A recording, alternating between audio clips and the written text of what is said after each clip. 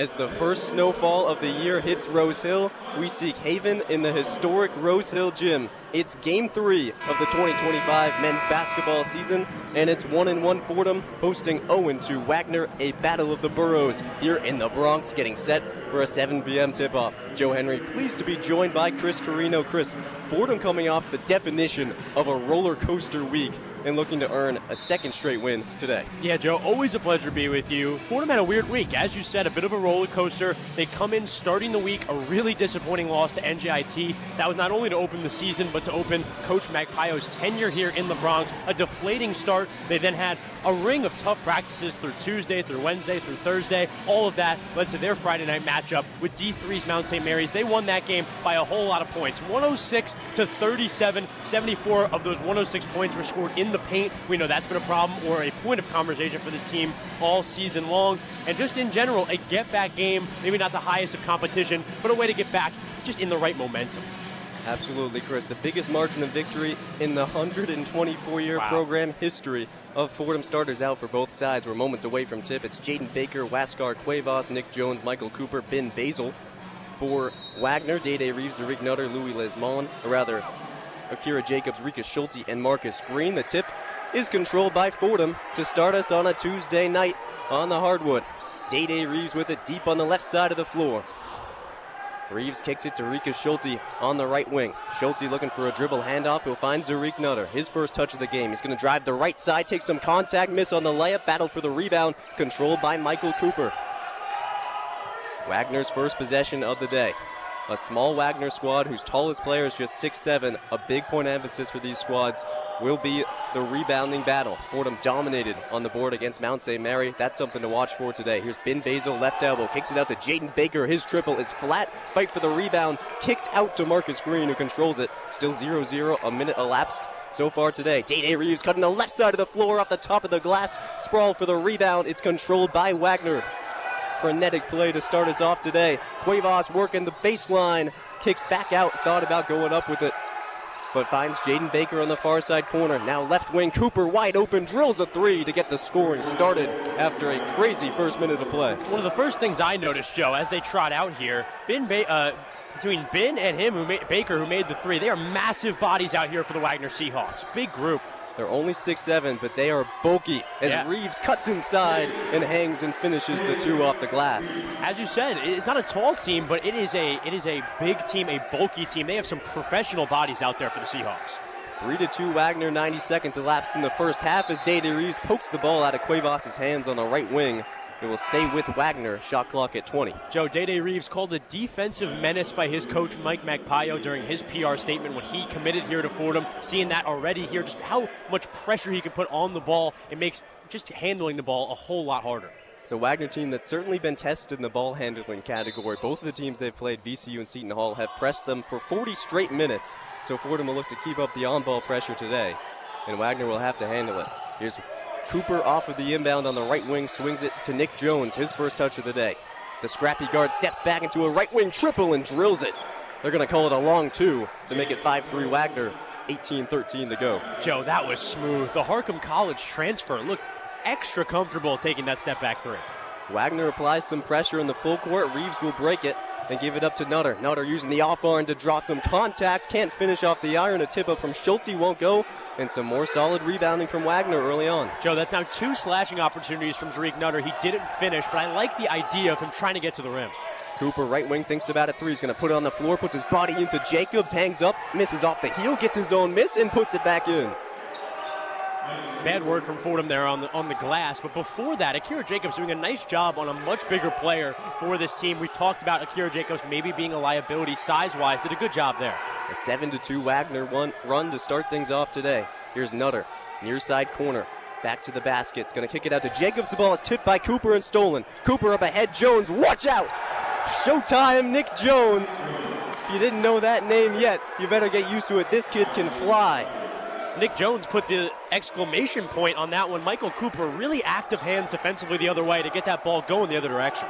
9-2 Wagner, the momentum on their side. Their bench is loud as Day-Day Reeves controls it in the full court. Reeves drives inside on the right, takes a bump, misses and the sprawl for the rebound will go out. Last touch by Fordham. Everything going Wagner's way to start things off. Joe, Akira Jacobs had the ball there under the basket. Have to have stronger hands, especially in the scrum under the basket on the glass. Also, looking at the box score, Jones and Cooper have all 9 points for the Seahawks right now. It's a two-man show for both of these crews. Nick Jones and Michael Cooper have taken all 6 shots for Wagner. Day-Day Reeves and Zariq Nutter have taken all 5 for Fordham. There's Jaden Baker guarded by Marcus Green in the half court. Right wing, the ball finds Elijah Brown, the freshman who missed the game against Seton Hall on Friday. Will check in early here for Wagner. He's going to draw an on-ball foul on the floor. So it'll be a near side inbound to be triggered by Jones. Guarded by Louis Lesmond, checked in off the bench alongside Abbas Bodija for Fordham. Harvard's 2024 Defensive Player of the Year. Looking for a defensive spark is Fordham. Cooper working on Bodija. Bounce pass finds Basil. His first touch on the interior. Bodying up, Schulte loses it out of bounds. Will stay with Wagner, 9 on the shot clock. Yeah, and they'll stay, that ball will stay here with Fordham. Marcus Green getting the start tonight, Joe. He didn't start the first game against NJIT, and also Christian Henry started that game against NJIT. Christian Henry now serving as that third wheel, if you will, of the guard room. The ball handler off the bench for Fordham. He's yet to check in so far today. And as I say that, he's going to step up to the scorer's table. Ball into Elijah Brown. Now Ben Basil will pull at the shot clock and miss off the back of the iron. That's his second attempted 3 of his career, as the rebound's controlled by Day-Day Reeves, who was fouled in the full court by Elijah Brown. Yeah, Elijah Brown getting really active in the backcourt, guarding Reeves from full 94 feet. It has to be a mentality thing for Coach Dewan and his squad. Dewan McMillan, the interim head coach for this Wagner squad after the suspension of Donald Copeland under allegations of player abuse. That case ongoing, but in the meantime, Dewan McMillan, who was at Fordham for 3 years working on this coaching staff before the Magpio era, makes his return to Rose Hill today with a chip on his shoulder. Spent his first year as a video coordinator and then director of player development and scouting in his second year here. Still 9-2 with 16 minutes to go in half number 1. Christian Henry gets his first touch off the bench, looks for a dribble handoff from Day-Day Reeves, and an offensive foul called by Reeves, trying to create separation. This Wagner bench... I was about to say, do I even have to say it? This Wagner bench is excited after a hot start and some fantastic defense. Through 4 minutes of play, it is 9-2, the Skyhawks in the lead. And Joe, you talked about Coach McMillan and his crew, how animated that coaching staff can be. They've been no disappointment in the early stages of this game. We're going to have to do our best to describe this and really consider the listener here, Chris. Dewan McMillan, when he is on the bench, when the ball is on his side of the floor, so for this half when Fordham is on the offensive, he's like a 6th player out there. He is in legal guarding position, patrolling. Legal guarding position. He's in legal guarding position on the far side of the floor, patrolling the entire sideline. He's got his shuffle going. This guy is locked in, and you can see that energy is transferring to Wagner in the hot start. Yeah, and some of that energy needs to go the other way for the Fordham Rams. I just saw Roracor take off his warm-up shirt, tap in on the scorer's table. The true freshman, only true freshman for this Fordham squad. Didn't see action in the first game on Tuesday. Had 14 in the game on Friday. Obviously, as we keep saying, it was D3 competition on Friday, but Roar looked really good, really comfortable, and especially for a player that young, made such an impact on this team. Fordham looking for a spark during the break. We'll send it back to break now. 16 minutes to play in half number 1. It's 9-2 Wagner. You're listening to Fordham men's basketball on WFUV Sports.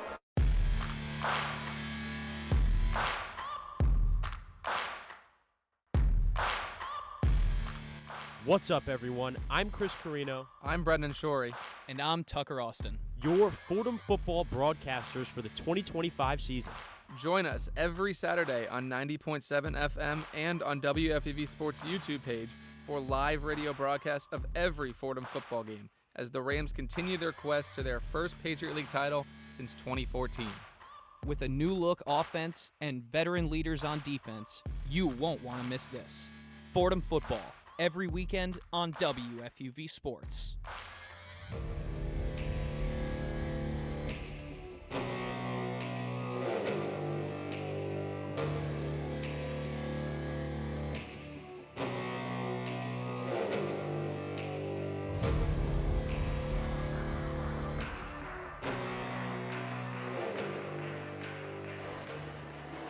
As the crowd fills in here at the Rose Hill Gym, they haven't had a whole ton to cheer for so far. The Staten Island Skyhawks of Wagner College are up 9-2 over the first 4 minutes of play. Chris, this has been an onslaught from Wagner, and it's really started on the defensive end. Yeah, Wagner done a really good job. I touched on it earlier in the game, Joe. The bodies that this Wagner team has, they're so lanky and they're so stocky. And that sort of play, especially with a front court for Fordham who's not as developed, not as solidified in their positions, a bigger squad like this and a stockier squad like this, going to give Fordham a lot of trouble. I need Fordham on both ends to be better in the interior. The paint is your home as a basketball team, whether that's defensively or offensively. They need to protect that, especially defensively. As I said going into the break, Rory Core on the floor now for the Rams.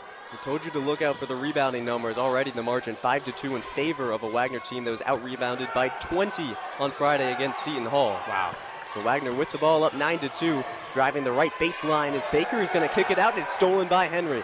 A much-needed stop for Fordham. Henry to start the offense for the Rams, directing traffic on the right side of the floor. We'll get a left side screen from Roar Core and brush that one aside. Henry's looking for isolation.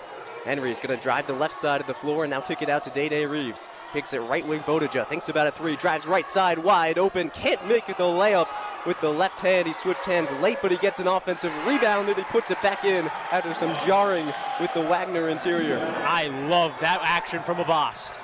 Now Jones the other way for Wagner. Thought about a right wing three in transition. Now Cooper, left wing triple is cash. I tell you, Joe, this kid Michael Cooper is tough.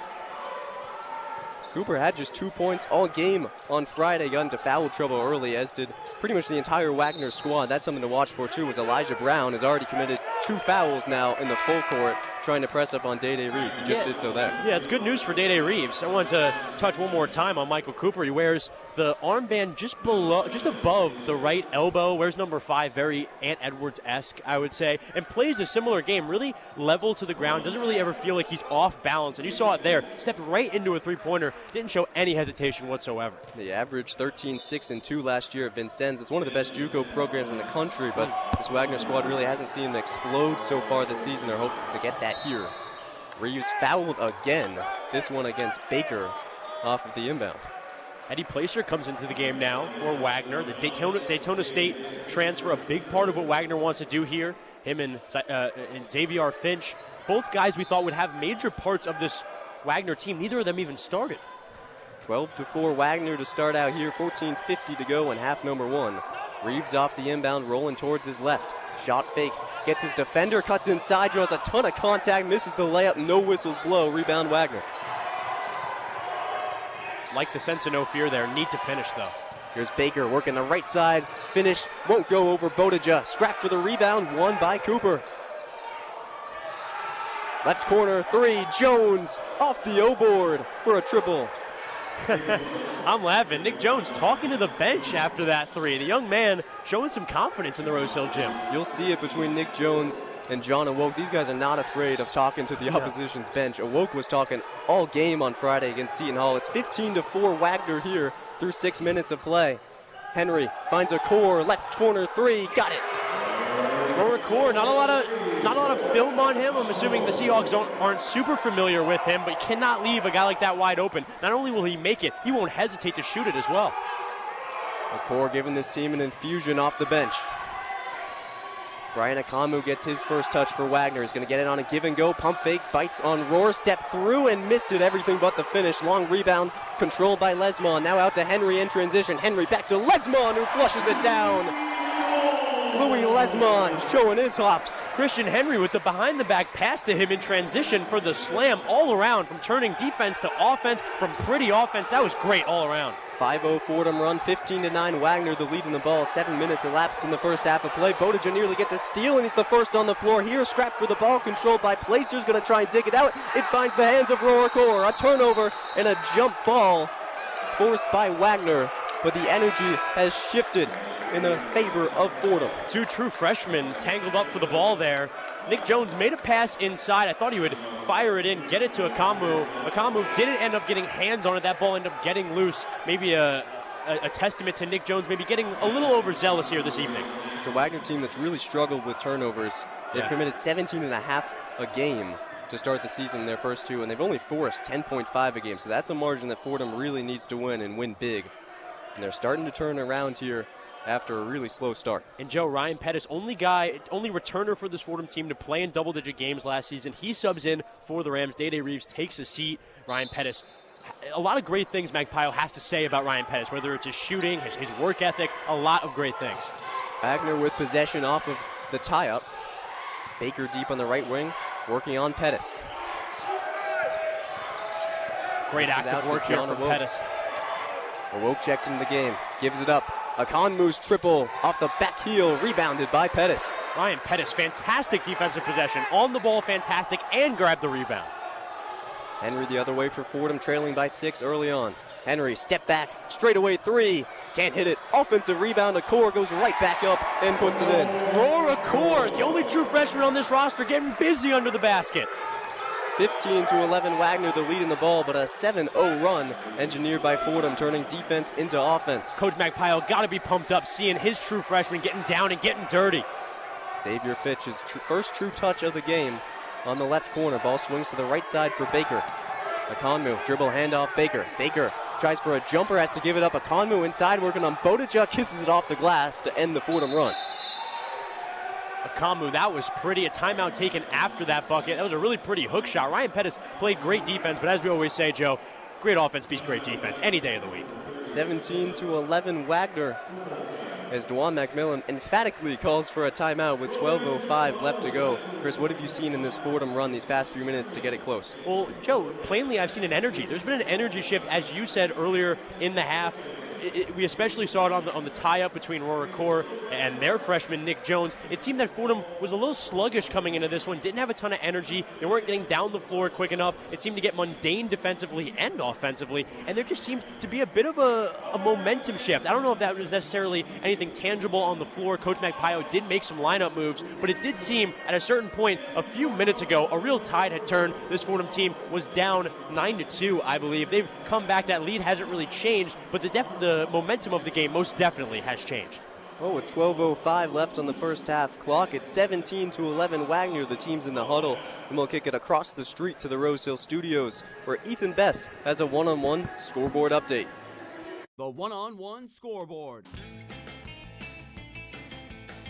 A-10's men's basketball is back up and running. Let's take a look at some of the biggest stories across the A-10 conference. The St. Louis Billikens absolutely decimated the Lindemann Lions yesterday by a score of 109-66. St. Louis dominated almost every aspect of the game, from field goal percentage, free throws, rebounds, and assists. Led by Ishan Sharma's 4-for-6 performances, Sharma tied his career high of 16 points as the Billets went 11 of 21 from 3. UNC Charlotte is looking to keep the hot streak rolling after a nail-biter victory against Tennessee Tech 70-65, but tonight they face a red-hot Davidson Wildcats team that's won its first 2 games of the season. Will they be up for the challenge? It's currently tied at 6 with over 13 minutes left. Finally, one of the games that's been getting a lot of talk is LaSalle versus Temple down in Philadelphia. LaSalle is starting off hot as they beat Monmouth Saturday 73-60. This is LaSalle's 6th straight win on homecoming, and it's their 3rd straight season, starting 2-0. Is Temple up for the challenge? We shall see with their effort tonight. With the one-on-one scoreboard, I'm Ethan Bess.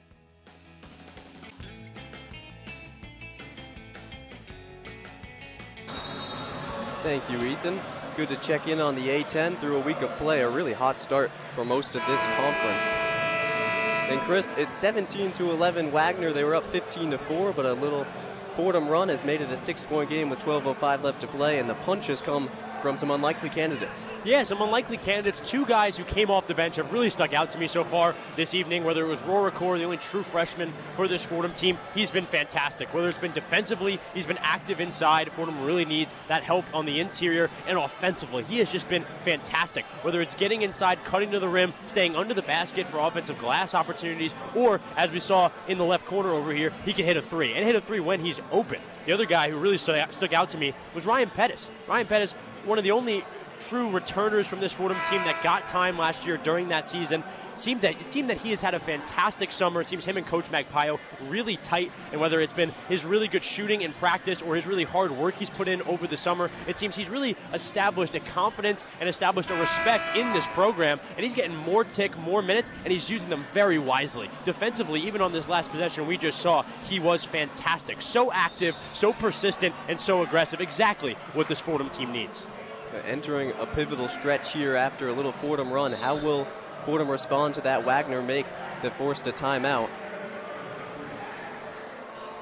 Fordham will have the ball here to try and keep things in their favor. Christian Henry will kick it to Ryan Pettis to get us started, but a full court press coming from Wagner. Pettis and Henry out there. That means there's no Day Reeves and there's no Green out there as well, the two guys who started this one. Henry at the Fordham logo has broken the press into the half court for the Rams. Henry waiting towards his left, dealing with a 3-2 Wagner zone. Kicks it left wing Lesmond, 5 on the shot clock. Short corner, can't hit on the jumper. Rebound controlled by Akonmu. Wagner up the other way, a quick trigger 3 from Placer is money on the left wing. Timeout almost immediately taken by Coach Magpaio. Coach Magpaio not happy, looks aggravated going into that timeout. A miss on one end on a poor look late in the shot clock. You have a guy in Louis Lesmond who's really struggled to get it going offensively, who's typically a catch and shoot three-point guy, having to step in to a mid-ranger on the near side short corner. He misses that, and then quick movement and transition from Wagner. Get it to what Mike Magpaio would call a driller, an Eddie Placer, who does just that. He drills a 3, and all of a sudden it's back to a 9-point game. And back to what you were just saying, Louis Lesmond shooting, a big theme for this Fordham team. He has really been poor. Fordham needs Louis Lesmond to be a three-point shooter, as you said, just be a shooter in general. He has been really poor. 1 for 11 from the field this season, 1 for 10 from 3 this season. Coming into this game, he has been really poor. They need him to improve, not only just for plays like we just saw, but also early in shot clocks. This Fordham team has gone deep in shot clocks, has had long possessions, quick shots off of screens, off of pins. Those are the things that are going to get you shots early in the shot clock. And Fordham at times having trouble getting the ball into the paint here early on. We didn't see a paint touch in that last possession. That's such a point of emphasis for Magpaio as the Rams will walk it across half court here. Ricky Schulte out there in the middle for the Rams. Henry deep on the right wing. Pats on his head to start the play.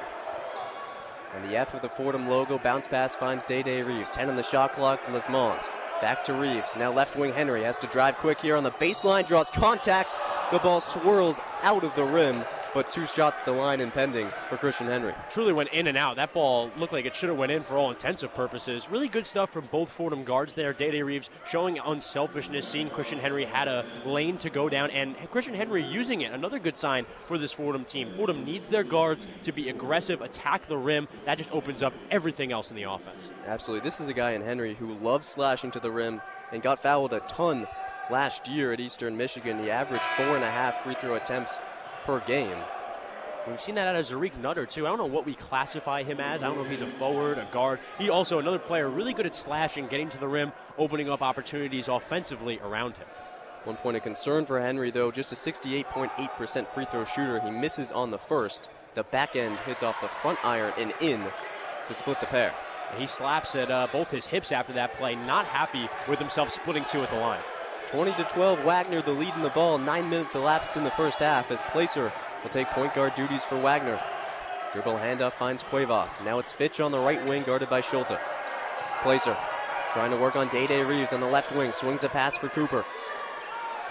They get Sam Smith checked in inside. Has the pass batted away by Jacobs, working inside on him. Puts up a wild floater and misses it. Rebound Schulte. The defense there from Akira Jacobs.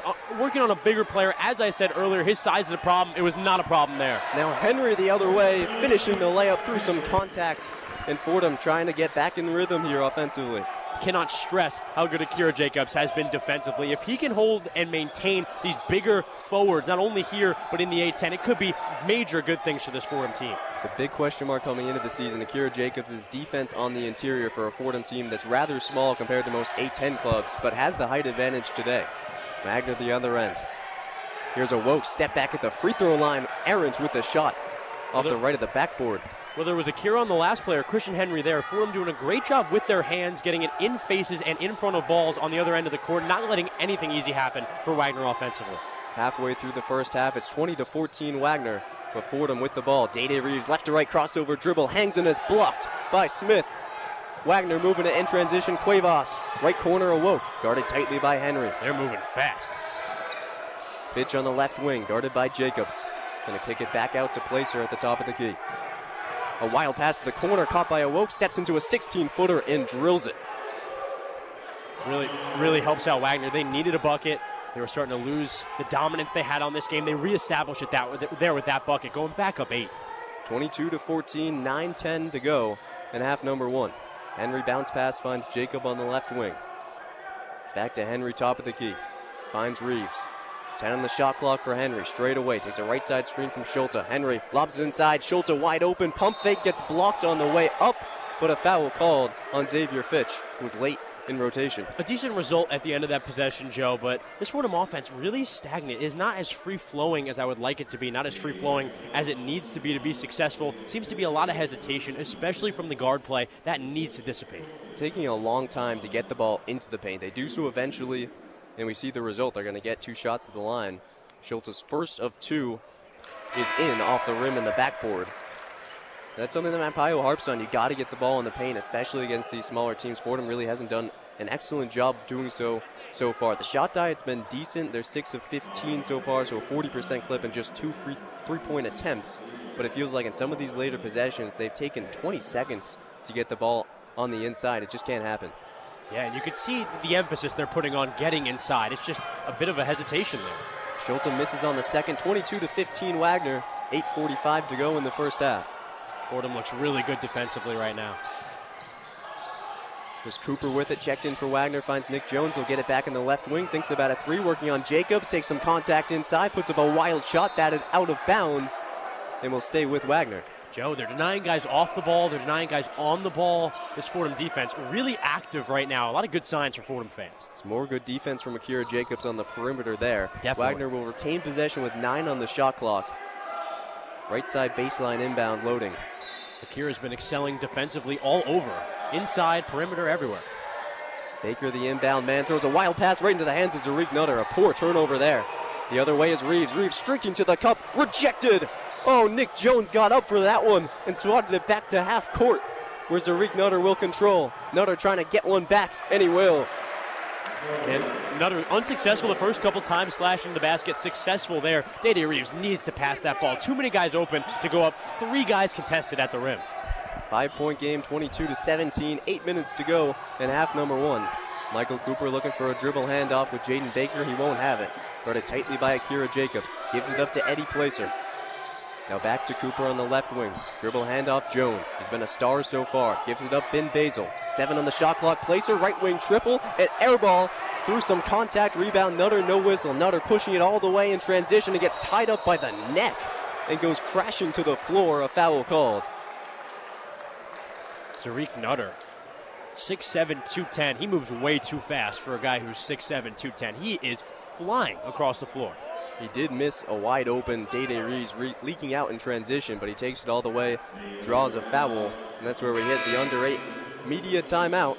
Marcus Green ready to check in for Fordham. Fordham starting to kind of tread water here after they took a counter punch to Wagner's initial punch. It was 15-4, then it was 17-11. Now it's 22-17. Wagner still on top, but the Rams feels like the momentum's starting to go towards Fordham's favor. Yeah, Fordham's starting to gain some momentum. Obviously, the Seahawks have led every second of this one, and they've done a good job maintaining some of their dominance over this game. It's starting to slip a little bit. You see Fordham more actively working defensively. They've done a really good job defensively. Easily their best defensive outing in a first half all season long. It's just about it then connecting offensively. We've seen some plays where they've had good defense transition into good offense. They need that good offense on the other side, especially in the half court when they don't have a turnover to come off of, to be in transition. The half-court defense is maybe the biggest kryptonite of this Fordham team and the most important thing for this Fordham team with their success going forward. but it's looked a lot better in the past several possessions. Yeah. Wagner now scoreless in its last minute in 40 of play. They've made only one of their last 5 field goals. So Fordham really settling in that half-court defense. And how about turning defense into offense here, leaking out in transition and getting some good looks at the cup. Not all of them have gone, but it feels like the offense is starting to get into a better spot as well. Yeah, they've done a good job, and especially on the offensive end, getting to the basket. We've talked about it the last couple minutes, but that interior play, slashing to the rim, establishing dominance down low with your front court guys, that interior play offensively is so important for this Fordham team, for their entire offense. It just opens up so much. 22-17, the Wagner lead with 7:44 to go. We're in the under 8 media timeout, and we'll take a quick break here on 90.7 FM. You're listening to Fordham men's basketball on WFUV Sports.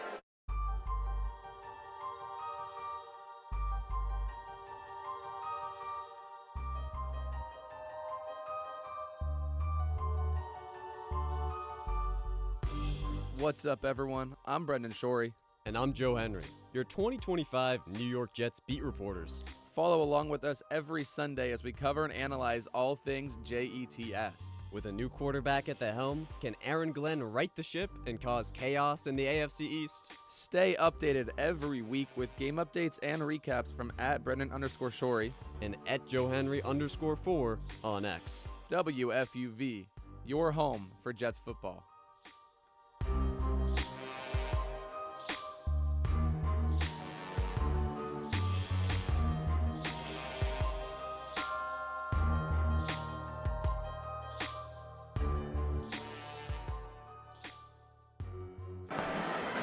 We resume play from Rose Hill. Joe Henry, Chris Carino, Fordham trailing by 5 early, 22-17. The Wagner lead with 7:44 to go, and some free throws impending for Zariq Nutter. And Joe, looking at the team stats, I feel like a lot of these games, there's an obvious distinction between the two teams. There's certain stats that there's a large discrepancy. You could see where the game is and why the game is. This game, a little different. A lot of the numbers relatively the same. The one big discrepancy on the team stat sheet is three-point percentage. This Wagner team 4 for 8 so far from the three-point line. They've been efficient, and they've shot a bunch. Fordham only attempting 2 so far. They made one of them. That team tends to be and seems to be the biggest difference so far in this game between the two teams. Nutter hits his first of 2, makes it 22-18 as he awaits his second. This is a Wagner team that has drilled it from outside, a 42.5% clip to start the season. And Nutter, as we've talked about in the last 2 games before this, does a great job of getting to the line. Over 6 fouls drawn per 40 minutes last season. He did a great job of getting to the line. It's about making them, as you said, with Christian Henry. And he makes them both here, so it's a 3-point game, the closest it's been since that early onslaught from Wagner, 22-19. The Skyhawks lead with the ball. Nick Jones working on Marcus Green on the right side of the half court. Fordham creeping closer. Eddie Placer left side, hounded by Zariq Nutter. Top of the key, a Conley dribble, handoff finds Baker. Baker at the free throw line, trying to work on the bigger Schulte. Gives it up, Nick Jones, left corner 3. Rattles off the iron, rebound retrieved by Schulte. More great defense from Fordham, especially on the perimeter. Their active hands getting on the ball, making sure no one gets any easy shots. Nutter looking to work quickly on the left side baseline. Schulte over the shoulder pass finds Reeves cutting inside. Reeves is tied up, has to give it up. Marcus Green, triple, no good on the near side corner. Rebound finds Placer, has some numbers in transition. Full speed ahead, Jones, near side corner 3, got it. Wide open once again, not going to miss 2 on back-to-back straight possessions. That open, this freshman, been really impressive so far this evening. Good find from Eddie Placer in transition, was tied up, gave it up to Jones, a wide open 3. He hits it, makes it 25-19 as Roar Core gets a touch and lets it fly from the top of the key. Rebound to Wagner. Baker finds Jones, wanting to drive on Reeves, ends up giving it up to Cooper, his triple. No good, rebound, Nutter. Made one on the last possession, but Wagner's shooting luck is slightly diminished here in the latter stages of the second half. Nutter knifing inside, can't hit on the free throw, or on the layup. And the rebound finds Wagner, who breaks some Fordham press. Still 25-19 Skyhawks with 6:10 to go in half number 1. Louis Lesmond checking into the game as well. Conmu on the right wing gives it up Cooper. He's been hot from downtown, but so has Eddie Placer, who misses from the left wing. Rebound Fordham. Day-Day Reeves, the real chance here. Fordham cut it to 3. It's now 6 again. Fordham needs to keep this close heading into the locker room. 5:50 to go in this first half. Schulte top of the key, working inside in the Conmu, kicks it out to Green. Green swings it to a core, finds Nutter, back to the basket on the left side, the 16-foot mark. Kicks it out Schulte, just 5 on the shot clock for Schulte. Is going to step back for a 3, and that one is an air ball, an ugly possession from Fordham. Not a good possession from Fordham. You cannot be happy if you're Coach Magpie. A lot of the negatives we've talked about this evening were prevalent in that play. Hesitation, stagnation, a lot of the things you don't want from a Fordham offense. Fordham scoreless in its last 2-15, just one of its last 7 from the field, and one of its first 4 from 3. And I was just about to compliment Rieke Schulte. His passing ability, especially at that size, been really impressive the last couple minutes on the floor. Just can't take a shot like that, especially with some time on the shot clock. My goodness. 25-19, the Wagner lead with 5:18 to go. Here's Cooper, top of the key, triple, no good. Clatters off the right iron into the hands of Marcus Green for Fordham. Fordham needs to take advantage of how good of defense they're playing. They're getting so many chances. Reeves cutting left side, Wild on the layup, rebound Wagner. There's a Woke, the far side corner. Akonmu guarded tightly by Lesmond. Finds Baker in the corner. It's Cooper driving inside, misses on the layup over a core. Solid defense here from Fordham. Fordham needs to take advantage of the stop. They keep getting stops, giving themselves a chance, and then taking that chance away on the other end. 25-19 Wagner, 4 minutes and 35 to go. An off-ball foul called as Marcus Green trying to rip around a screen on the right side baseline. The foul will go against Nick Jones. Green, as we've talked about, in that room of point guards, there's 3 solidified guards on this team. It seems him or Christian Henry is going to be the odd man out of that trio. Done a good job in these 2 starts he's had, the second start of his season here tonight, and has had a real steady vibe around him. This Fordham team is looking for steadiness anywhere they can find it, and Marcus Green does a good job of that. Fordham into the bonus. Green's first of the 1-and-1 misses off the front of the iron. Fordham's free throw troubles are going to persist, and as long as they keep persisting, they're going to continue to struggle. Jaden Baker the other way, trying to open up a bigger lead for Wagner, up by 6 with 4 minutes and 20 seconds to go in half number 1. John Awoke top of the key. Hedged on the screen by Bodija. Awoke still with the ball in his hands. Gives it up now. Baker on the left wing guarded by Lesmond. 5 on the shot clock. Steps inside, ball swatted away from Lesmond, but a foul called in the act of shooting as Lesmond tried to get a block on a jumper, but put his hands in the cookie jar. Fordham doing a good job defensively, haven't gotten fouled too much or really at all. Not only are they playing tough and rough defense, they're playing it pretty clean as well. 25-19, the Wagner lead. Clock stopped at 4 minutes and 10 seconds here in the first half. It has been a quick first half, Joe. And Nick Jones hits on his first of 2 at the stripe. Jones, the Harcum College transfer, scored 16 points a game there last year. Added 4 assists per game as well. So one of the many point guards on this smaller Wagner roster, but a very talented group of guards as well. They really dipped into the JUCO pool, the D2 pool, to find some transfers and reload this roster. He's been really fun this evening as well. No fear in him whatsoever. He is a high flyer, and he loves to slash. And there he makes both at the free throw line to open up an 8-point lead once more for Wagner. 27-19. 4:07 to go and a full court press coming. Marcus Jones went under the leg of Xavier Fitch to avoid the press, but then a turnover from Reeves in transition. Baker spinning and gives it back up to Reeves. Now wide open the other end. Bodija bodies off a defender, has it swatted, but a foul called first in the act of shooting. Fordham wants a goaltend. One of those stretches in basketball both ways that just make you smile. I mean, Marcus Green going under a defender, in between a defender's legs, all the way until the end. Nick Jones punching that ball on the Bodija shot. I mean, a lot going on there, Joe. It's a Looney Tunes-esque play. Brings us to the Under 4 media timeout and to our second update of the day. Here's Ethan Bess with a 1-on-1 scoreboard update. The one-on-one scoreboard. Welcome back to One-on-One Scoreboards. This time we have more updates around basketball, but around the NBA. To start, our hometown Knicks are at Madison Square Garden tonight, taking on the Memphis Grizzlies. The Knicks started off the season hot at 6-3 and are currently second in the Eastern Conference behind the Pistons. Jalen Brunson is having a stellar season so far, averaging 27 and 6 assists per game. The Grizzlies, on the other hand, are struggling to start the season at 4-7 and 10th in the West. We will see what happens in due time. The Thunder have just came off a championship win in the 2025 NBA Finals and have started the season 10-1, but tonight they face a very tough opponent in the Golden State Warriors. The Warriors still have experience on this side, so this will not be an easy battle by any means. While SGA is the reigning MVP, Steph Curry is rolling with the threes. Stay tuned for this classic. Finally, the Brooklyn Nets are playing at home against the Toronto Raptors. They have been struggling as they have started the season 1-9. They start at 8:30 p.m. against the 5-5 Raptors. Will the Nets break the losing streak foes, or will it be more black and white foes? With one-on-one scoreboards, I'm Ethan Bess.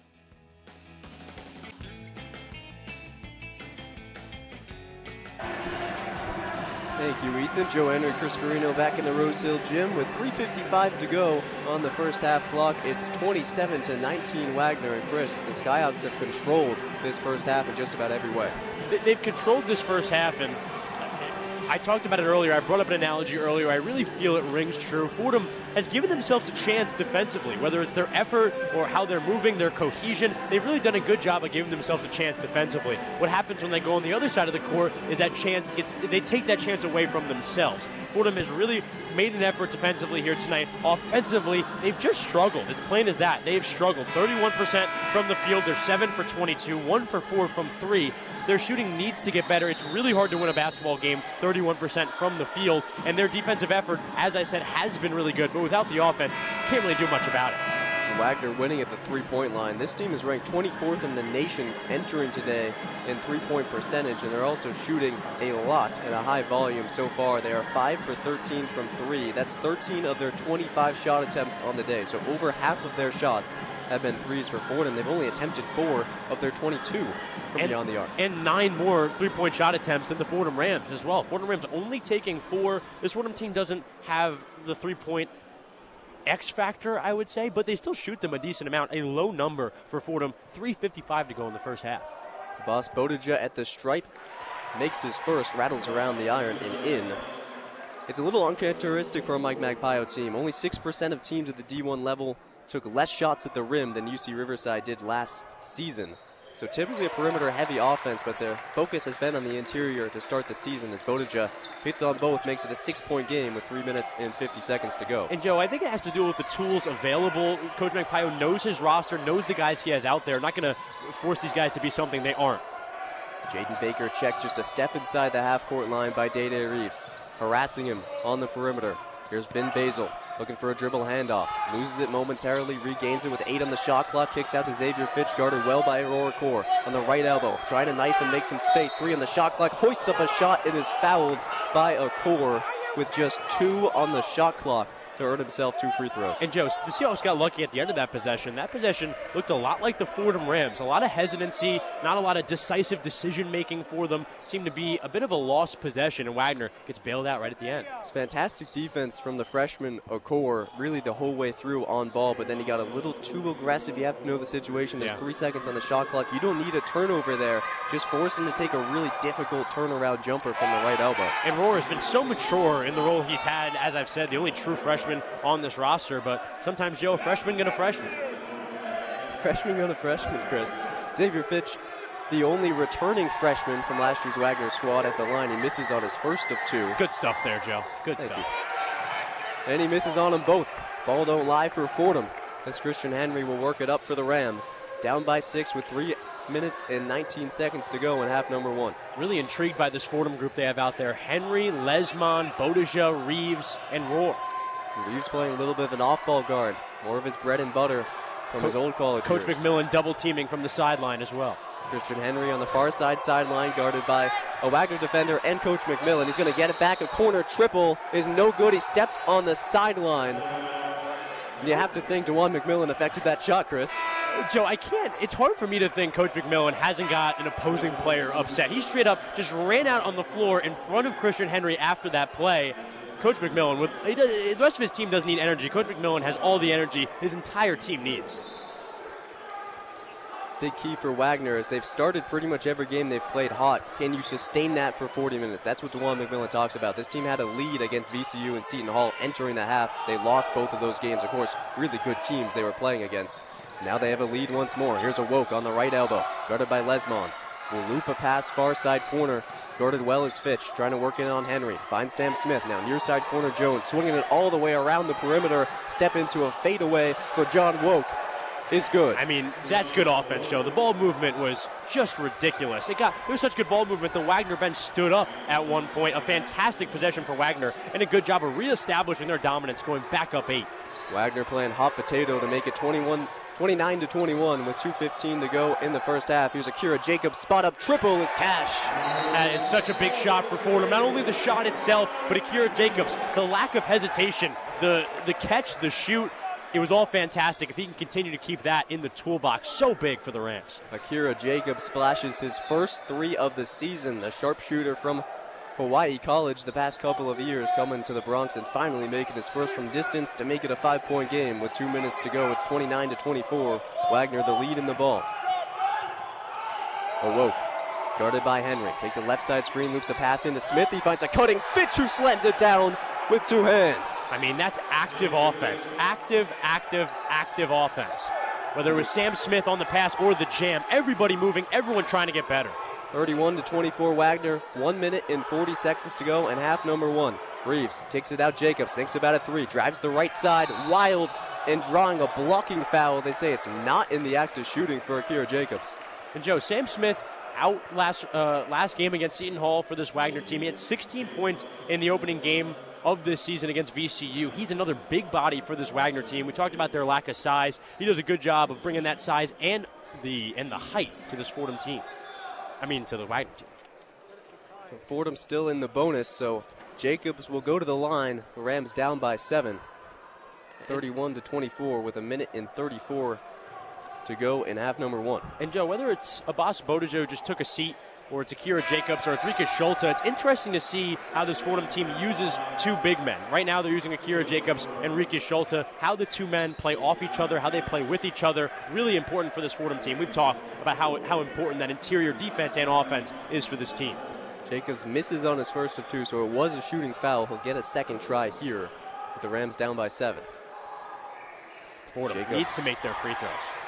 Pure on the release on that one. Fordham now 7 for 11 in the half at the line. Makes it a 6-point game, 31-25, and a full court press applied with 90 seconds to go in the first half. Broken by Jones, bounce pass up ahead. Here's Sam Smith on the low block near side.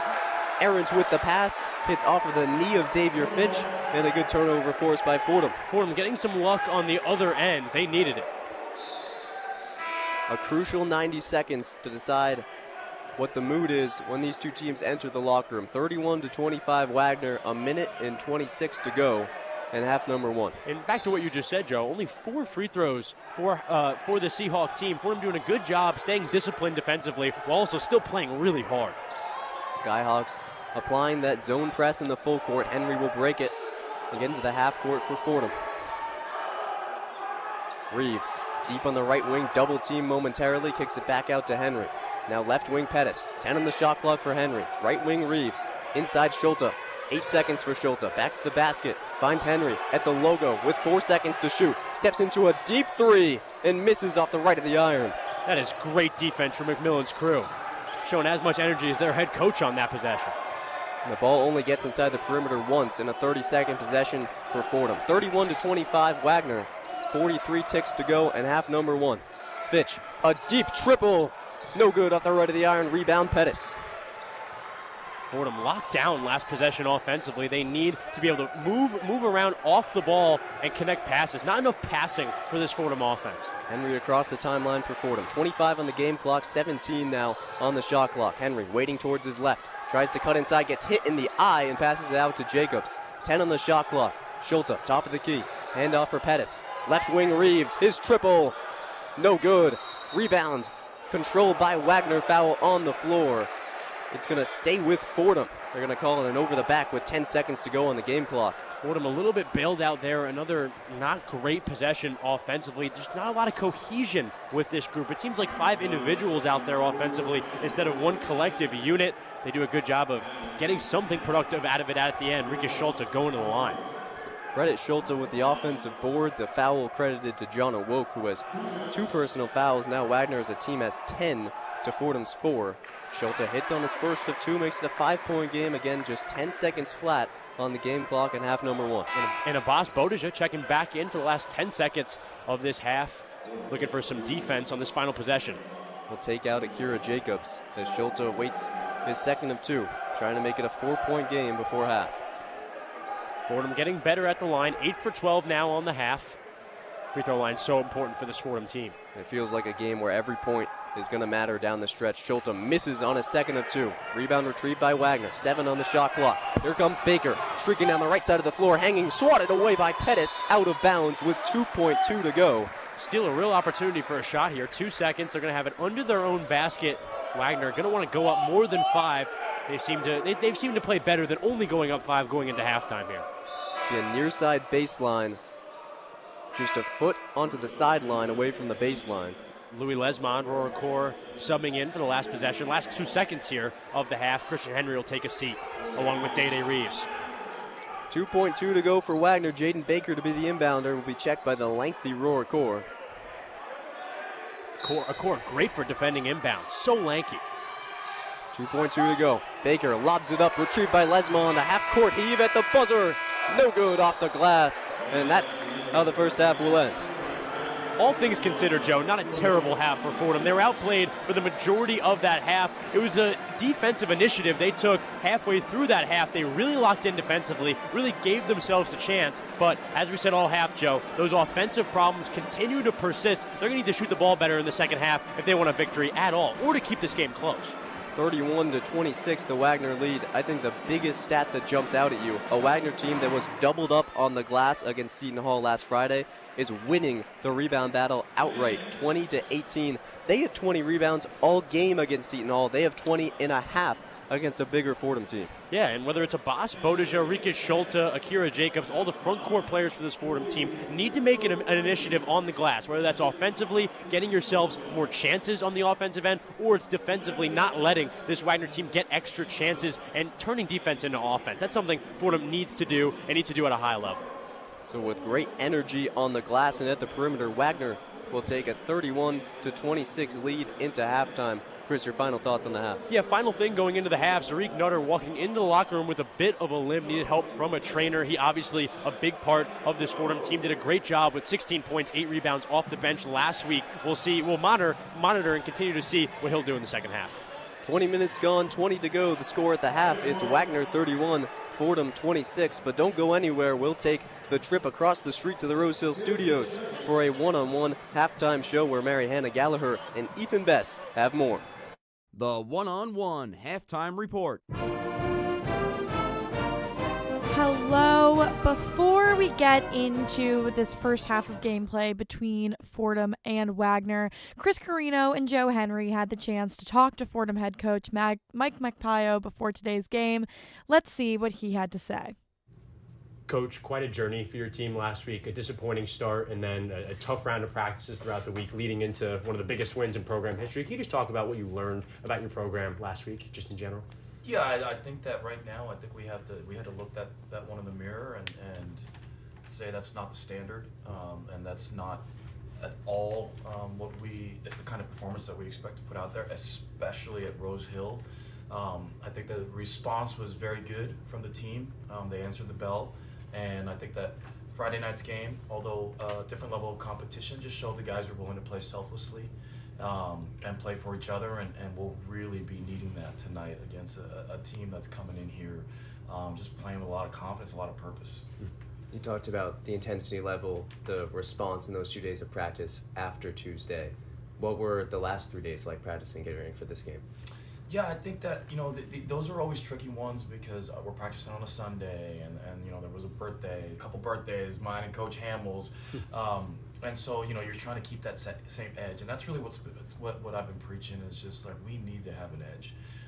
There needs to be like a mentality of just attrition. And for us to really turn this thing and get this thing moving in the right direction, it is going to take and I keep joking like an act of just an amazing act like a selfless, inspiring act by somebody out there to really just change the momentum of this thing. And I just want them to understand that's the kind of grit it's going to take. So there were some toughness drills. I feel like there's been a little bit of every drill that we're doing out there has a little bit of inkling of toughness where we're challenging them. And I fully expect that to show tonight. And you mentioned that selflessness. Zariq and Abbas, both different roles on Friday. Abbas sliding into the starting lineup, Zariq flourishing in that bench role. Can you talk about just that selflessness and able to move players around from the bench to the starting position? Yeah, I think whatever that I'm trying to encourage, I think it's more that, team. I just want everybody to know that whenever your number's called, you got to be ready to go. And if you're coming off the bench or you're in the starting lineup, think about the guy next to you. Think about somebody else. Be excited for that guy. And just really, that's really got to be a big part of this culture, that you are thinking about the guy next to you and that you're willing to lay it on the line for him. And so I thought Zariq came off, played great. Yeah. And he's going to start tonight. And so, which is great, and Abbas is not. And Abbas was great today in shoot around. And so those are the kinds of examples of what I'm looking for as we're continuing to build this program and build this team this year into a winner. This is a Wagner team that is small, but they can shoot it. They're shooting 45.2% on the season so far. What's the game plan defensively against this group? Yeah, I think 65% of their scoring comes from the perimeter, and we have to be aware. They start three guys and all very capable scorers. The point guard is a lights-out shooter, and then the next two guys, Jones and I don't even number 0, number 9. I just go by their numbers. Are both very capable, aggressive scorers, and then they come off the bench with guys that are drillers in Placer and Awoke, and our attention has a shift to more of a driving, aggressive scoring perimeter into this very no fearless, don't even think about it, drillers in Awoke and Placer, and then they come off the bench, and maybe he'll start today, but I think their heart and soul of their team is number 1, Fitch. I mean, he's just all over the court, blocking shots, rebounding, been there before. And so they have this certain attitude and swagger, and their bench is their staff, the whole bench is competing at a high level, and so we will have to outcompete them, and myself included. Thank you, Coach. As always, Coach Magpio getting you set for Wagner and Fordham next on WFUV Sports. Thank you, guys. Well, we are here in the basement of Keating at Rose Hill Studio. This game maybe not going in Fordham's favor right now. Score is 31-26. Ethan, we've seen a lot from this Fordham team that I definitely have a lot of things to say about, specifically when it comes to the way that they are handling their offense. It seems as though they're making attempts to score, and they get over there to score, yet the ball, it's like a magnet without going in. Ethan, what are you kind of thinking just watching this game, feeling it unfold? The guys had a lot to say about kind of missed offensive opportunities, and what are your thoughts on that for this team right now? Well, to be honest, I understand that philosophy from a coach. I mean, you obviously want your guys to go out there and you want them to play their best game, and you want everything to be able to go, the offensive way. From what the stats that I'm looking at, the free throw percentage is actually going Fordham's way at 61% to 50%. It's not the fact that they don't have good offense. It's just that the ways they're trying to go are just not executing. In my opinion, if you have those things there, but some things are just not working, sometimes you just need to switch it up in game. You may need to do an adjustment. You may need to, put more defense on the right side, et cetera, et cetera. So in my opinion, I think all it would really take is just a little bit more tweaks, and Fordham would have this game in the bag. Yeah, free throws was something that I was just about to touch on. Fordham 8 for 13 on the free throw line, which isn't great, but it's noticeable that they are 8 for 13, where Wagner is 2 for 4. So definitely making those free throw opportunities is something that's going right for Fordham this game. But you can't ignore the lack of scoring happening. Wagner 12 for 29 when it comes to field goals. Fordham trailing with 8 for 25. 8 for 25.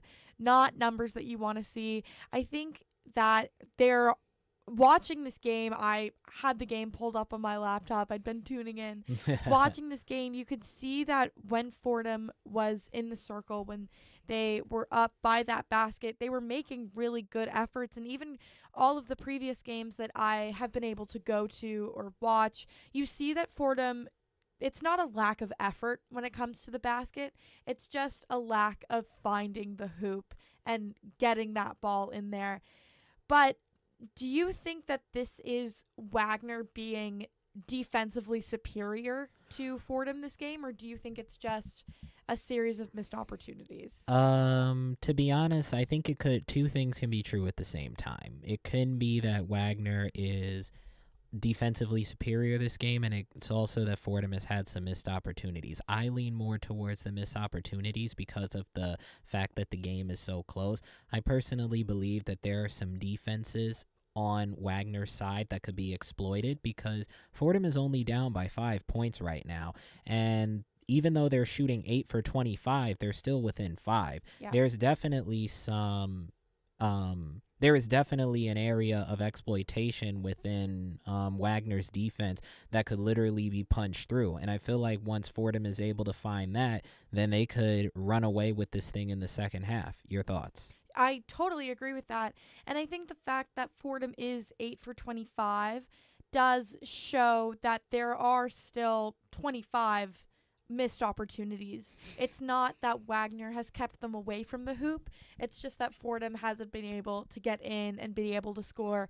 One thing that is really concerning me about the skill of this Fordham team is the 3-point percentage. When you get out there and you look at these numbers, Wagner 5 for 14, Fordham 2 for 7. So that just shows kind of a lack of even opportunity, but I wonder if that's almost a lack of faith in themselves, or if you think that getting out on the circle and being beyond it, that is something that Wagner's maybe doing right this half. Wagner probably, in my opinion, has been doing that right the first half. When I've been in like a lot of basketball locker rooms, and sometimes when the team usually feels like there's not that much hope offensively, it can usually be a little bit of a detriment to morale. But here is a stat that I just found out. They're both tied in offensive rebounds at 4. And the fact that they're both tied in offensive rebounds tells me that Fordham is just hustling as hard, if not maybe a little bit harder than Wagner is on the offensive side right now. Wagner is leading the defensive rebounds by 16-14, but they're both hustling as hard as one can hustle. I just feel like that Wagner has been able to maybe drop their foot on the gas a little bit more and take it. However, the one thing I would say that Fordham needs to do is continue to make contact and get free throws and continue to get more free throws, and that'll put you back in the game slowly. Yeah, I totally agree. Hopefully Fordham will be able to fill this gap. This has been Mary Hannah Gallagher, joined by Ethan Bess in the basement of Keating Hill Rose Hill Studios. We're going to pass it back to the guys in Rose Hill Gym after this short promo.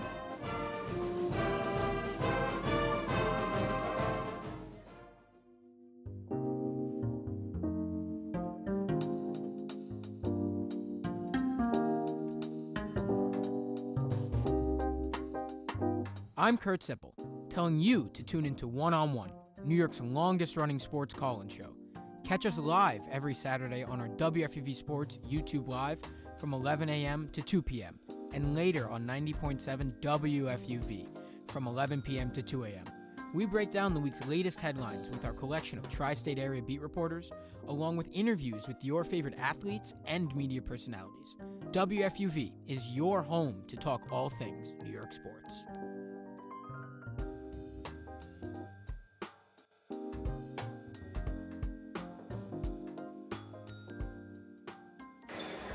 Second half from the Bronx, it's Fordham and Wagner, a non-conference battle here late in the fall of the 2025 men's basketball season, just getting started here on the collegiate sphere on the campus of Fordham University. Chris, we've got a battle through 20 minutes. Wagner with a 31-26 lead, the Skyhawks over the Rams so far.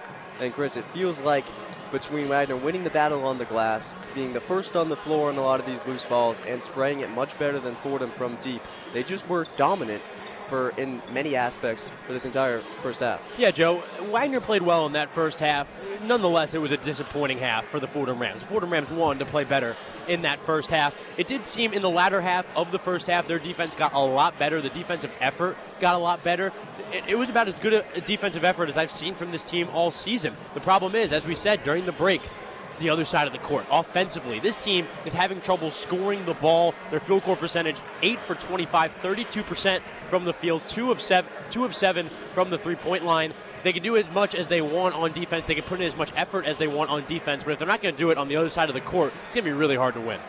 It's a Wagner lead through 20 minutes, and it's a Fordham team that carries 39 combined years of D1 experience against a Skyhawks team who had to replace 10 players from last year. In order to do so, they take 7 from the JUCO ranks, they take 2 from D2, and they recruit a freshman as well. So a way less experienced team than Fordham, but they're just playing with a chip on their shoulder, and you have to credit DeJuan McMillan, the sixth man, very literally on the baseline, Wagner's interim head coach. Yeah, Coach McMillan's so active, as we said throughout that first half. Really feels like a guy's getting double-teamed when he's in front of the Wagner bench. He's always in that defensive set, as you said. From a player perspective, Nick Jones has been the guy really to jump off the page for me for this Wagner team. The D2 transfer, spent 2 years at Harcum College.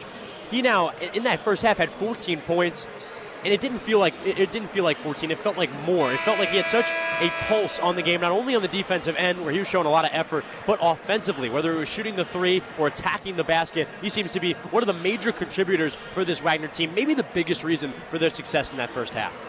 Jones leading all scorers through 20 minutes of play, 12 points on 4 of 5 shooting, hit 2 of his 3 tries from beyond the arc, hit both of his tries at the free throw line, and added on a couple of steals and the block as well. He's been dominant for the Wagner side. And Joe, only 18 minutes and 4 points against Seton Hall in their last effort. He's averaging 7 on the year, had a bit more in the VCU game. I think throughout this season, Nick Jones is going to become more and more integral and important to this Wagner team.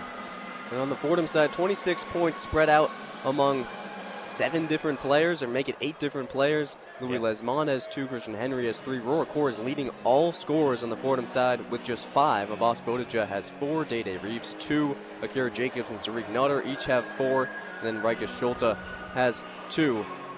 Much more one-sided offense for Wagner. It's run through Jones a lot of the time. Michael Cooper has gotten a lot of looks off. He's 3 for 9, 2 for 5 from distance, so he has 8 points, the second leading scorer on this team. They have 20 of Wagner's 31 points. Jones and Cooper, there really hasn't been much else going for them, but they haven't needed much else so far. I was about to say, if you have that sort of production out of those kind of guys, you don't need production very much everywhere else. As you said, Fordham, a bit by committee offensively, no guy with more than 5 points. Day-Day Reeves has 8 shots. No one else has more than 4 shots for the Fordham Rams. Fordham Rams need to lock in offensively, not even taking more shots, but making more shots. So important for this Fordham team. That field goal percentage going to be the biggest indicator of Fordham's success in the second half. Starters out on both sides as we ready for the second half of play from the Rose Hill Gym. It's Game 3 of the 2025 men's basketball season here on the Division I ranks. Day-Day Reeves to inbound and Fordham to have the first possession of half number 2. Reeves on the near side in front of the stanchion, kicks into Rika Schulte in the front court and gets it back to start off the second half of play. Kira Jacobs deep on the right wing, gives it up for Schulte. Schulte finds a curling Marcus Green. Green gives it up to Reeves. Reeves on the middle of the floor, back to Green. Green tries to cut inside left side baseline, has to dish it back out to Reeves. A hop step inside, a floater too much on it. Schulte on the foul plus the make. Joe, that's about as good as front court play has been for this Fordham team all season long. Rika Schulte crashing the boards after the miss, getting the putback, getting it to go with the foul. It's been exactly what Coach Magpio and this team has wanted from their front court pieces. Fordham just 7 for 20 on 2-point shots through 20-plus minutes of play, and it feels like on those missed twos from their guards, from slashers like Reeves, Henry, and Nutter, there hasn't been a lot of action on the offensive glass, or at least not a lot of efficiency on the offensive rebounding area. But Rika Schulte stops that here, completes the 3-point play, and just like that, it's a 2-point game with 19:37 to go. And Joe, similar to a sentiment you had in the first half, this Fordham team a lot taller than this Wagner team. They need to take pride in the rebounding battle. 31-29, Wagner in front. double teamed as Basil tries to go up through a sea of defenders, gets his own miss, has it ripped away by Reeves, will stay with Wagner. Chaos in the paint. Dede Reeves ripping it away on the baseline. He was the one who caused the double team, who went over to double team. That's fantastic work defensively from Dede Reeves, a guy who's gotten a reputation for that kind of play. Interesting sub here. Christian Henry will come into the game at just 40 seconds having elapsed in the second half. And that will come back out. The ref says, no, you can't sub quite yet. Marcus Green will step in for the meantime. Christian Henry will wait by the scorer's table for the next stoppage in play. Wagner a baseline inbound with 18 on the shot clock. Ball finds Basil on the left wing.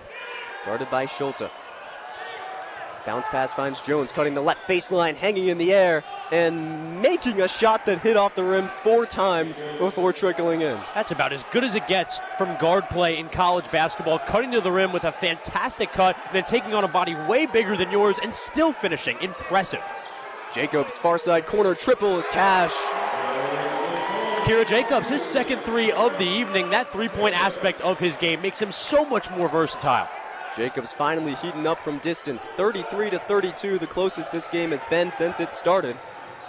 Cooper, step back on Jacobs. The midi is flat off the back of the iron. A rebound goes against Wagner. Has been Basil, went over the back on Rika Schulte. The momentum squarely in Fordham's favor through 1 minute and 25 seconds in half number 2. Yeah, that one was over the back. If you've seen it defensively or offensively, the last 4 or 5 possessions for the Fordham Rams, a lot of good signs from their front court. Whether it's Rikas or Akira, it seems to be a lot of good things happening from the big men of the Bronx. Full court pressure coming from Wagner as Dede Reeves puts on a couple of dribble moves to bring it across the timeline for Fordham. A chance to take its first lead of the day.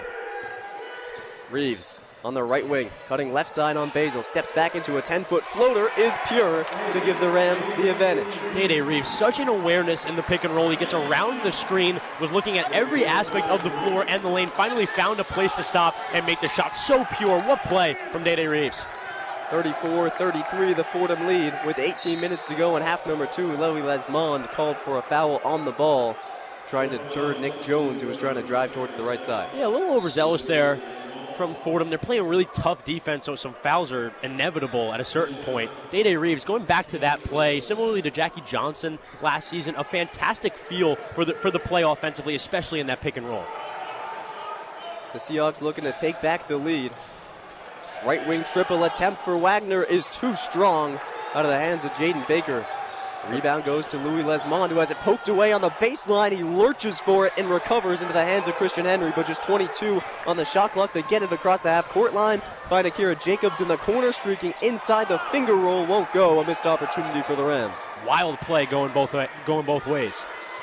Still 34-33, Fordham on top. 17 minutes and 30 seconds to play in half number 2. Left wing Cuevas finds Basil. Short corner on the near side. Pass picked off by Henry. Henry in transition. A one-on-one opportunity. Bodies a man and finishes off the glass for 2. And a flex for some style points. Jaden Baker, another victim of active hands for the Fordham defense. Fordham keeping those hands up, and they're getting turnovers. 36-33, the Fordham lead. A big run to start half number 2. Wagner with the ball. Xavier Fitch, one of just 2 returners on this Seahawks team, looking to engineer a run. Nick Jones on a runner, misses it. Rebound Lesmond. Lesmond struggled offensively, finding a good job the other way. Schulte finishes through contact on a full court pass from Christian Henry. And this building is buzzing in the Bronx. Rikas had a chance to dunk that ball, decided not to, takes the layup instead, absorbs the contact, does a good job of not letting the contact affect his shot. Schulte starting to take over, up to 7 points now, tied for the lead among all Fordham scorers with Akira Jacobs. He's 2 for 3 from the field, and he's a chance to tack on one more on what will be his 6th free throw attempt of the day at the line. If I was to give a main theme, Joe, coming out of the halftime, it's been the front court for the Fordham Rams. The front court play has been as good as it's been all season long since coming out of the locker room. 38-33, the Fordham lead, 16:49 on the stopped game clock, with Schulte's and one free throw being a make to make it 39-33. Fordham's biggest lead of the day. John Awoke checked in for Wagner. Wagner needs to damper some of this Fordham momentum. Eddie Placer in as well. Wagner looking for answers. Here's Xavier Fitch alone on an island with Akira Jacobs on the right side. Passes up an opportunity for Awoke. Awoke driving the left side with some space, steps back, is covered on the defense, finds Placer, top of the key, 3 to end the Fordham run. That's a big shot from Placer and for Wagner. It seemed that Fordham might take this Wagner place to a point of no return. Wagner stays in the game, keeps it within 3. More good defense in the full court from Wagner. Ball poked out of Henry's hands, but he gets it up ahead to Jacobs, who's streaking down the left baseline as his shot blocked, goes out of bounds, and it's Wagner ball. I don't love Akira Jacobs driving there. I like the aggressiveness of Akira, but without having a strict plan, you end up finding yourself in the air, not really near the basket, and kind of giving a possession away for your team. Just like that, Wagner a chance to tie. 39-36, Fordham in front. First 4 minutes gone in half number 2. Fordham's really played well over the last couple minutes, but they cannot stop. The job is not done by any means. Fitch, right wing, gets Ryan Pettis on an up fake. Cuts to Cuevas. Now Awoke on the left wing. 10 on the shot clock. Streaks inside, hangs and misses off the back heel. Rebound batted by Schulter, retrieved by Pettis. Good hustle from Ryan Pettis there. Good defensive glass work from the Rams. Right wing, Jacobs misses off the front of the iron. Would have been a big 3 there early in the shot clock from Jacobs. Still 39-36. Wagner now. Placer in the right corner, trying to drive baseline on Henry. Steps back into a 14-footer off the top of the side of the backboard. More good defense in the half court for Fordham. Fordham's defense, since the midpoint of the first half, has been stellar. It's what's kept them in this game and what's given them this 3-point lead. 39-36, Fordham, a 3-point lead and the ball with 15 minutes and change to go in half number 2. Christian Henry at the D of the script Fordham logo. Henry has the ball, nearly picked it off, gets it back, spinning inside, hangs, can't make. On the shot, gets his own miss, puts up another one, and finally a rebound for Wagner. Placer kicks the ball out of bounds, and it's Fordham possession. Fordham doing a good job of handling the chaos. There's been chaos on both sides, defensively and offensively. This Fordham team has weathered the storm, and like I said, Joe, the defense of this Fordham team is what has them in the game and what has them in a 3-point lead. And in a game where Day Reeves, who has been so efficient and has been the guy for Fordham, is 2 for 10 from the field, it's all of the other guys stepping up to the plate. Christian Henry taking on some point guard duties. Tariq Nutter has been quiet as well, but how about Rika Schulta and Akira Jacobs coming to life offensively? Fordham finally has a lead. Fordham finally has a lead. As we said at halftime, this team needs to take good defense and make that good offense. They've done that in this second half. Those field goal percentages, whether it's 3-point or the total field goal percentage, still aren't great. It's getting higher. 13 for 36 now, 36% from the field. That's better than the 30% they were at halftime, but that number needs to continue to grow. This Fordham team needs to continue the defensive effort that they had since the latter half of the first half and offensively making more shots. They've gotten better looks in the second half. Making those looks really important for this Fordham team. We'll step aside here at the under 16. It's Fordham 39, Wagner 36 with 14:51 remaining. Don't go anywhere. More Fordham men's basketball coming up on WFUV Sports.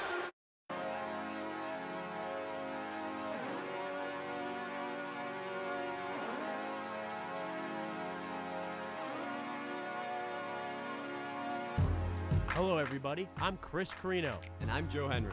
Tune in weekly for NFL Friday, your exclusive WFUV sports podcast for all things National Football League.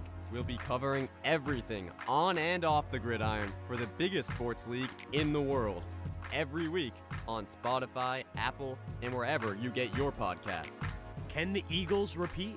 Will the Jets or Giants finally take a leap? What's Shedeur up to? All of that and more on NFL Friday on WFUV Sports.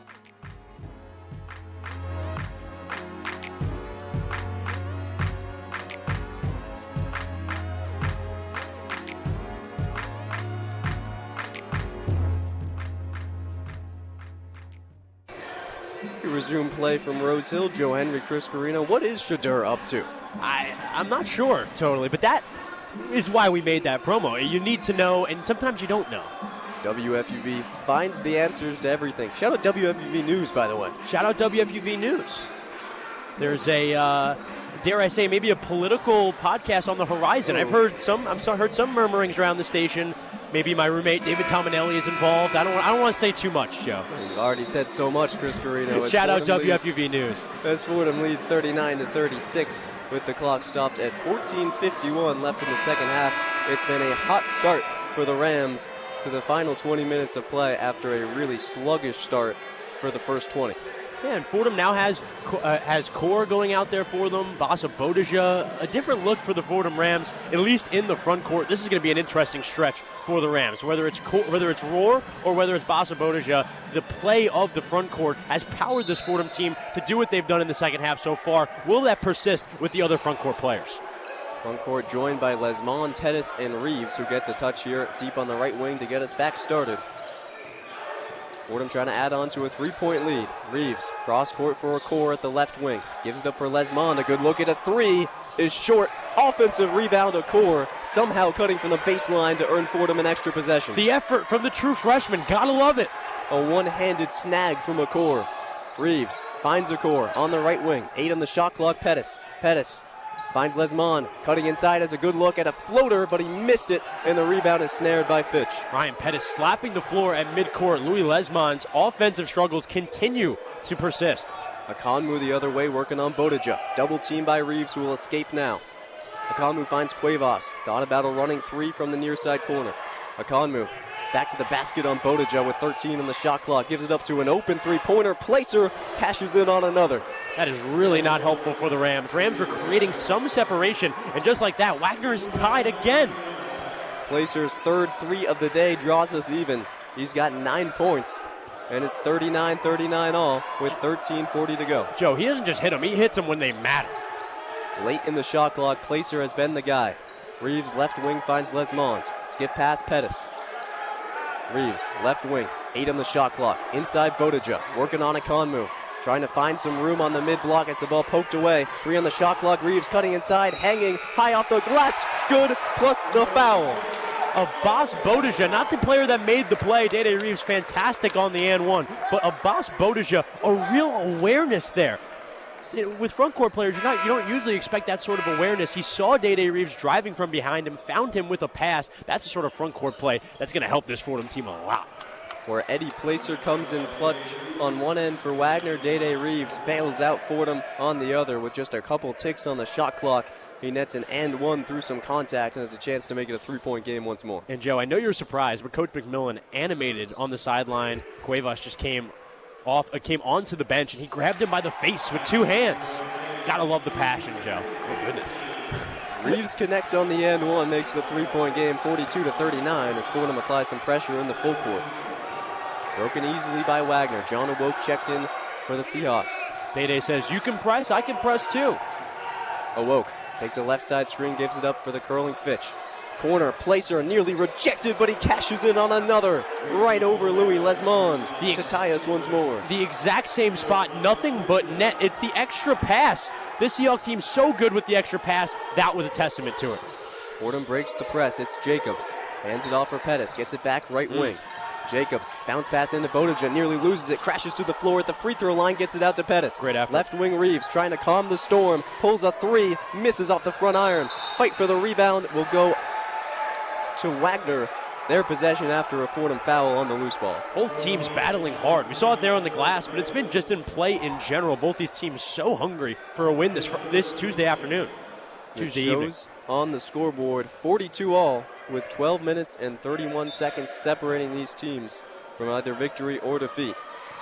Awoke pressed in the full court by Reeves. Couple crossover dribbles as he moves it across the timeline. Awoke takes a left side screen. He's going to drive that way. Awoke looks for cutters. Opts to find Fitch, top of the key. Now inside Akonmu.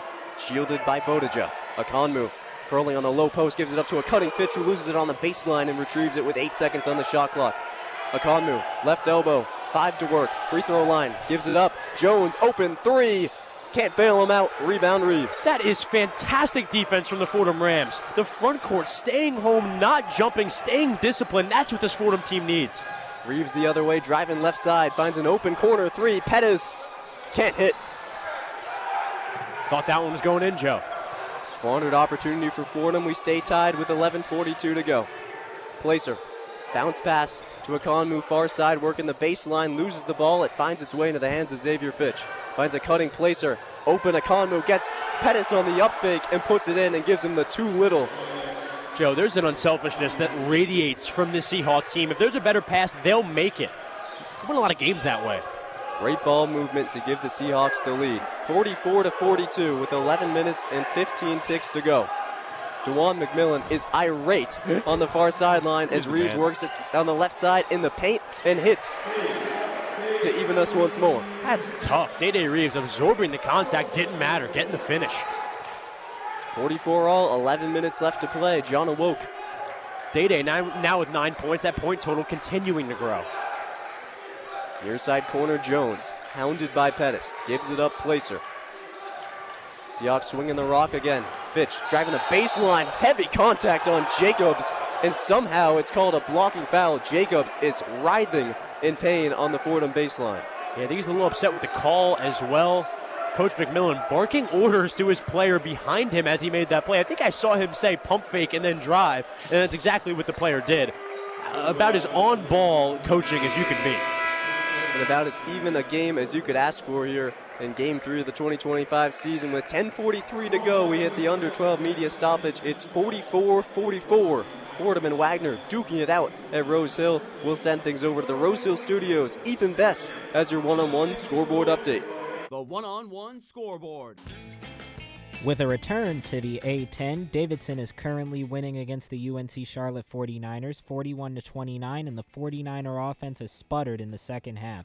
Anton Bonk has really been making a statement with 8 points and 5 rebounds, but can Charlotte keep the game close? They have 12 minutes to prove they are the real deal. And currently, Temple is dropping the hammer on LaSalle right now, as it is 54-34 in the second half has just come around. Temple is out hustling in assists and rebounds, and LaSalle just can't seem to catch up. There are 4 Temple Owls that are in double digits right now, and LaSalle has had their spirits broken, so we shall see if they keep the game close or fall further behind. Finally, let's take a trip to Cincinnati and Dayton with the Cincy Bearcats in the lead 33-26 as it is currently halftime. It is not close on the free throw percentage, but it is identical on the free throw percentage as they have made both 50% of their free throws. If Cincinnati keeps up their 3-point barrage, it could be a blowout before they know it. Will it be that way, or will Amel Latong and the Dayton Flyers lead a comeback? Only time and team spirit will tell in the long run. With one-on-one scoreboards, I'm Ethan Bess.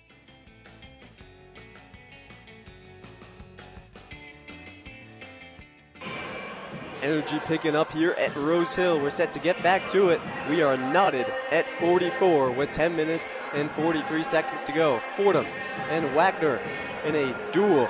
Joe Henry here with Chris Carino. And Chris, how about this second half so far? Fordham punches first and Wagner has punched back. Yeah, Wagner punched back. It seemed Fordham might take this Wagner team to a place of no return. Wagner punched back a few threes, a big three eventually from Eddie Placer. Ends up making one from the same spot a few possessions later. Those threes were massive for the Seahawks. One aspect of the game you've brought up a lot is the rebounding matchup. As tight as this game has been on the scoreboard, it's been that tight in the rebounding matchup as well. Fordham with one extra rebound on the Seahawk team so far. 28 rebounds for the Fordham Rams, 27 rebounds for Wagner. That rebounding battle going to continue to be important along with Fordham's field goal percentage. Fordham's field goal percentage has risen to 35.7. They're 15 for 42 from the field. Efficiency offensively and gaining rebounds, not letting this Wagner team get extra chances. That's going to be the name of the game for the Rams. Where Fordham has stayed in it is at the free throw line. They've been aggressive inside against an undisciplined Wagner team that commits a lot of fouls. They've already attempted 16 free throws. Wagner has attempted 4. But even in the turnover department, both of these teams struggled with turnovers in their last time out. Wagner has just 7. Fordham has just 5. So it's been messy at times, but not a lot of turnovers in the stat sheet as Wagner has a left side baseline inbound. They get us back started. And Schulte tips it away. Schulte the steal. Schulte the other way has it blocked, but a foul called as Fitch came crashing in to try and make up for his own mistake. And Schulte will get 2. Coach Magpio has to love possessions like that. Active hands leading to turnovers. Happened a few times defensively for the Rams. Every time it happens, Magpio, a grin on his face. When you have your center poking a ball by getting his hands in the passing lane and then taking it coast to coast with some speed the other way and some control to get free throws for you, you have to be happy. Lots to smile about there as Schulte hits his first. Day-Day Reeves has been another active hand candidate along with Christian Henry. It seems that Fordham, along with their effort defensively, are doing a good job of staying disciplined and effective. Schulte buries both, 46-44, as Schulte's up to 9. Time for the lead among all players. Make it 10 now to lead all Rams. big 10:39 for the Rams. 10:39 left in this second half. They're up 2 this last 10 minutes. Really big, not only for tonight, but the confidence of this team going forward. Fordham full court pressing on Wagner. Awoke brings it up and across the timeline. Now a cutting. Jones inside tries to dump it off for Smith. Recovered by Placer, but he stepped out of bounds on the baseline. It's a Fordham turnover. Nick Jones with his cutting continues to impress me. That cut was vicious and poignant, and he almost made a great play with the pass afterward. See what kind of look Fordham can get here off of the turnover. Marcus Green into the game for the Rams. Dealing with that full court zone press from Wagner. Reeves on the left wing, cuts inside, dishes out, right wing triple, Green buries it. Only way it would have been more open is that the gym was empty. A big 3 for the Rams going up 5, continuing to create that separation. More defensive stops stacked on top of each other will continue to extend that separation. Fordham had been one of its last 4 from distance until Marcus Green checked in the game, and now it's a 5-point Rams lead. 49-44, 9 minutes, 50 seconds to go. Fordham wants to stack stops. Placer, right wing, cutting inside, puts up a floater off the front of the iron and in. This kid, Eddie Placer, so smooth as we've seen any other Fordham opponent be all season, whether he's shooting the ball with no hesitation or putting it on the floor. He's been valuable. Placer up to 14 for Wagner, who's back within 3. 9 minutes, 20 seconds to play. Fordham with the ball, Henry at the M of the script logo. Kicks it out, right wing triple again, Green, this one off the back of the iron. Clash for the rebound, won by Wagner. Hard work from both teams. Placer the other way, kicks it out, Smith, thinks about a 3. Dishes back to Placer, Placer working on Henry. Kicks it out, Awoke against the bigger Jacobs, gets by him on the left side, kicks it out to a corner triple attempt from Cooper. He cuts inside instead, bounce pass finds Smith, whose little push shot will go. Yeah, Wagner needed points there. Smith, one of their main benefactors offensively, getting it back within 1. Wagner just right there. 49-48, 8 minutes and 40 seconds to play. Day Reeves on the right wing. Working past a Jacobs screen. Henry cutting in on the left wing, takes a foul off the ball on an armbar. As you said earlier, this Wagner team not super disciplined. That's been a big difference between these two teams. Fordham doing a really good job of staying disciplined on the defensive end. The fouls are going to continue to hurt Wagner deep in this game as the game goes down the stretch. Wagner now has committed 16 personal fouls. Fordham has committed just 7. The Rams not quite into the bonus yet, but they're getting there. And Fordham doing a good job off turnovers as well. 13 points off turnovers, doing a good job of taking not only those turnovers as they are, but taking them, not taking them for granted. Henry finds a core on the baseline. Back to Henry, 18 on the shot clock for Fordham. Henry driving the right side of the floor, steps back, 13-footer is cash. Such body control, able to stop the body, create separation, and make the shot. Really impressive stuff. 51-48, Fordham on top. Wagner with the ball. 8 minutes and 15 seconds to play. Lesmon's been bad offensively. He's seen his value in the defense. Placer at the R of the script Fordham logo. Tries to go left on a core who tips it away. Placer recovers. 9 on the shot clock, working on Lesmond on the left wing. Placer, step back triple off the back iron. Clash for the rebound, finds Eddie Placer, who's going to drive inside, dish out to Cooper. Sloppy with the catch, finds Cuevas wide open. 3, no good. Rebound finds Cuevas. Another chance, Placer, corner, steps inside, floater, no good. Rebound, Smith, out of bounds, and Wagner ball. Joe, there's a desperateness to this Wagner team offensively that's radiating throughout the gym. They seem to really, really want it. Possession after possession for Wagner off of missed shots, getting more opportunities. These Seahawks down by 3 are fighting hard. And Joe, if you're going to continue to stack chances like that on top of each other, continue to give yourself extra chances, it's going to put your team in a good spot. 51-48, the Fordham lead with 7 minutes and 41 to go. The under 8 media timeout. We'll take a quick break. You're listening to Fordham men's basketball on 90.7 FM WFUV Sports.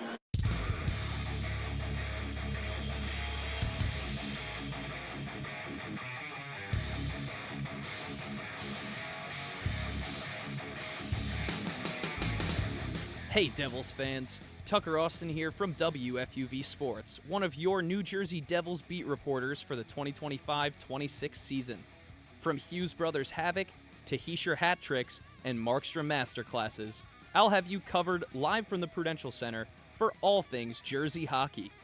Follow me on X at @taustin_24, where I'll have live game updates, analysis, and post-game coverage all season long as the Black and Red look to bring Lord Stanley back to the Rock. WFUV Sports is your home for everything New Jersey Devils.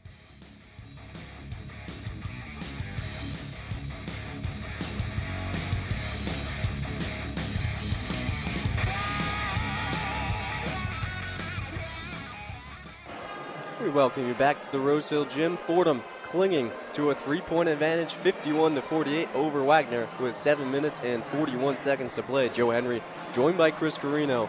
And Chris, we just capped off that last stretch of play with a shot or a possession from Wagner that involved 4 shots, 4 offensive rebounds, and somehow retaining the possession coming out of the break. Yeah, from the Fordham Ram perspective, you can't give your opponent that many chances. This Fordham team has done a good job of staying disciplined, staying hungry on the defensive end, but on the glass, they need to get these rebounds. Extending these chances out for this Wagner team is dangerous. They've shown to be effective offensively at certain pockets of the game this evening, giving them chances to stack on top of each other. It's just not a good idea, and especially for this Fordham team offensively. This Fordham team offensively has struggled to gain and maintain momentum. Going big stretches without being on the floor offensively has to hurt the general vibe and the general momentum of this Fordham team. And how about the battle on the glass? Wagner, just like that, has the rebounding advantage, 31-20. This is a team that was doubled up on Friday against Seton Hall, 40-20 on the boards, and a team whose tallest player is 6'7". Fordham has 4 players active that are taller than that, and still Wagner has controlled the game on the glass. And it's not anything on the stat sheet. It's not a height, it's not a weight. It's a certain vibe. It's a certain, I would say, mentality that this Wagner team has taken, not only on the offensive glass, but the defensive glass. As I said before, the desperateness radiates off this Wagner team, and I mean that in the best way possible. The best way possible, and it starts with the coach. DeJuan McMillan has been so active on the sideline. I think he's burned about 3,000 calories so far today just running up and down the sideline on Wagner's possessions. Yeah, who burns more calories, the players or their head coach? Got to find out. Eddie Placer looking to do something here on the right wing. Gives it up to Jaden Baker, check back in. Now an open 3 for Cooper, rattles it in. Cooper hasn't had a look that open since the first half, makes the most of it, gets Wagner back even. Doesn't feel even, but this game is tied. 51's on the scoreboard, 7 minutes, 18 seconds to play. Coach McMillan and his group on the bench starting to feel it. On their feet, chanting for their team on the court. Christian Henry looks to Coach Mike Magpio for the play. Takes a left side screen from Schulte. Drives inside on the left side, kicks it out, corner, triple, a core, air ball. Recovered by Wagner. Cuevas the other way. You call that a pass if you're being dishonest. Knotted at 51 with 6:55 to go. Baker, right wing Smith. Smith, dribble handoff Baker.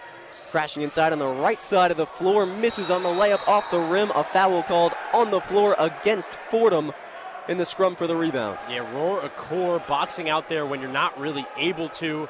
It's going to be Abbas Bodija coming back on the floor. Roar Akor going to come off after that play. Roar Akor showing a lot of maturity at a lot of stages in his early career. That was not one of them.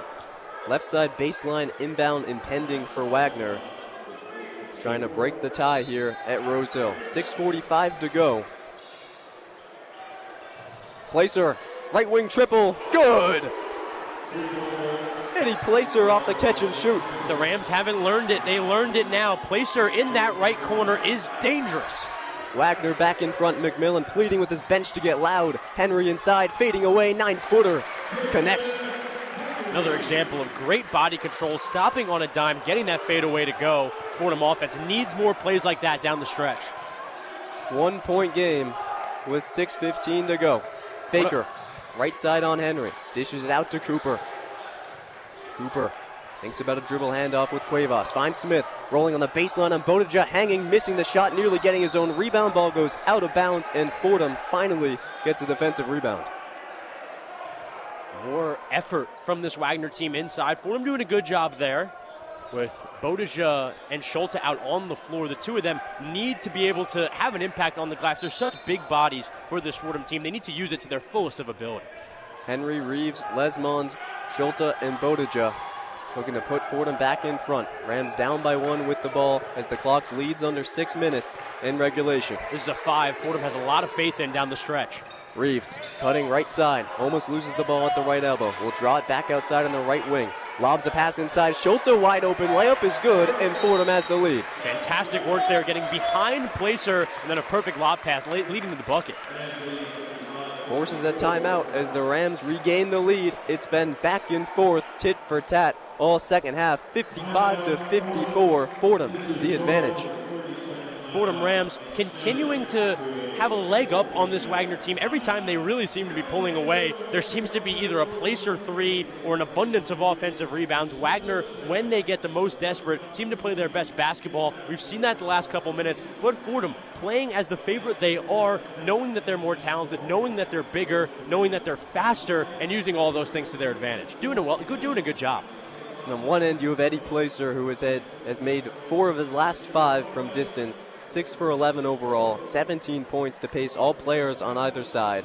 And on the other side, you have a Fordham team who is starting to rely on the guys who were touted by Coach Mike Maipaio as the 2 most reliable guys in this lineup down the stretch. Day Reeves, who started out cold, and Rika Schulte, who had a rather quiet first half, have really come alive. Reeves has hit 3 of his last 4 from the field, as has Schulte, and both of them not afraid to go to the line either.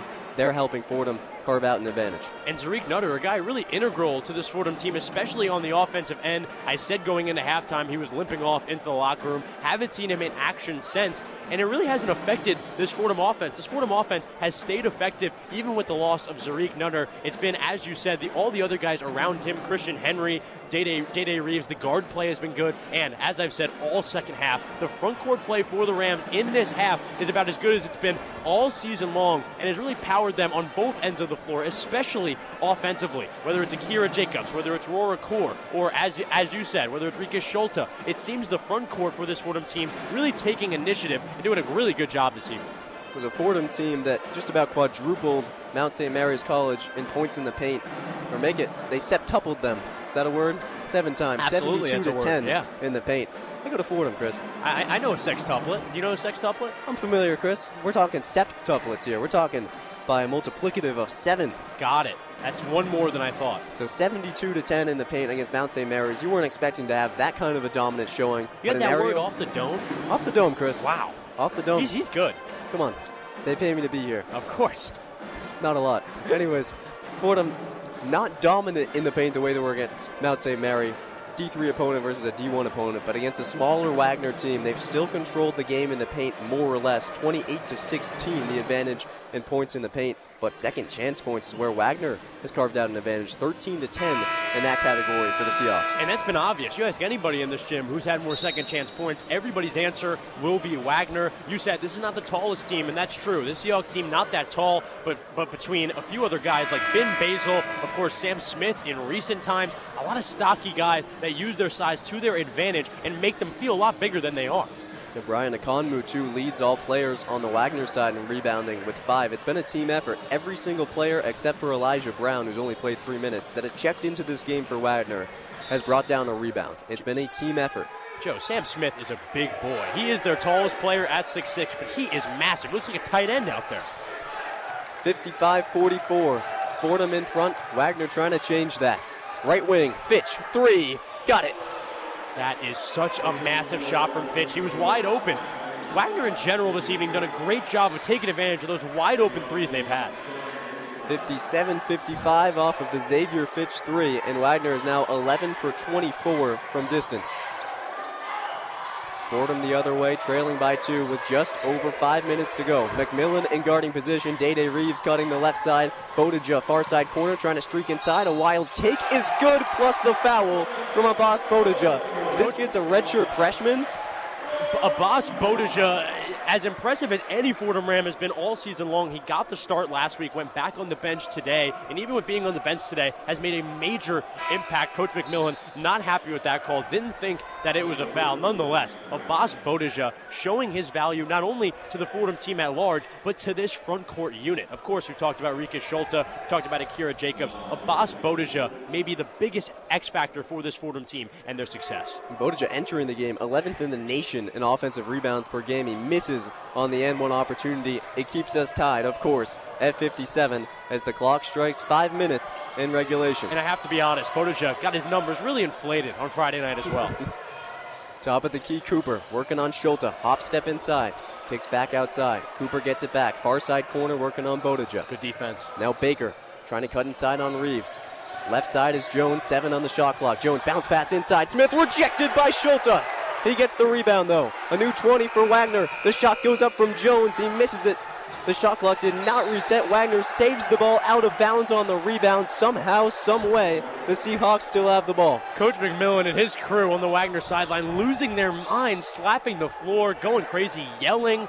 Joe, it's just so entertaining to watch two teams showing this much effort, competing with this much effort. It is as entertaining as it gets. Week 2 of the season, acting like it's the national tournament, and we love it.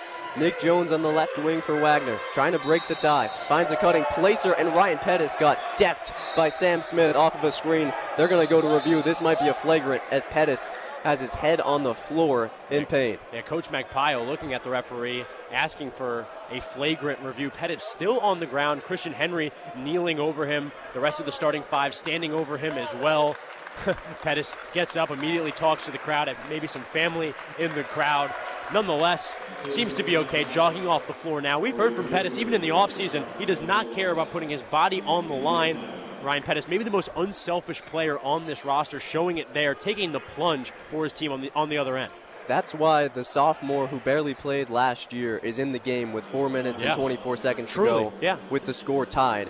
He's able to put his body on the line. He took contact to the chin. That's what Mike Magpio was suggesting, and is going to force these refs to go to the monitor and a chance for a big momentum swinging play here. Yeah, big momentum shifter. It's just a big moment in this game in general. The game is tied, 4:20 left to go in the second half. It's been so tightly contested up to this point. Neither team really putting themselves head and shoulders above the rest. I think Fordham is going to really need to have to lock down defensively. That effort they showed in the latter half of the first half needs to persist for the last 4 minutes of this game. And as long as they can decently shoot the ball offensively, keep that percentage to a certain decent tally, they'll be fine on both ends, especially if they keep that anchor of the great defense. That defensive intensity and that defensive consistency, so important for this Fordham team.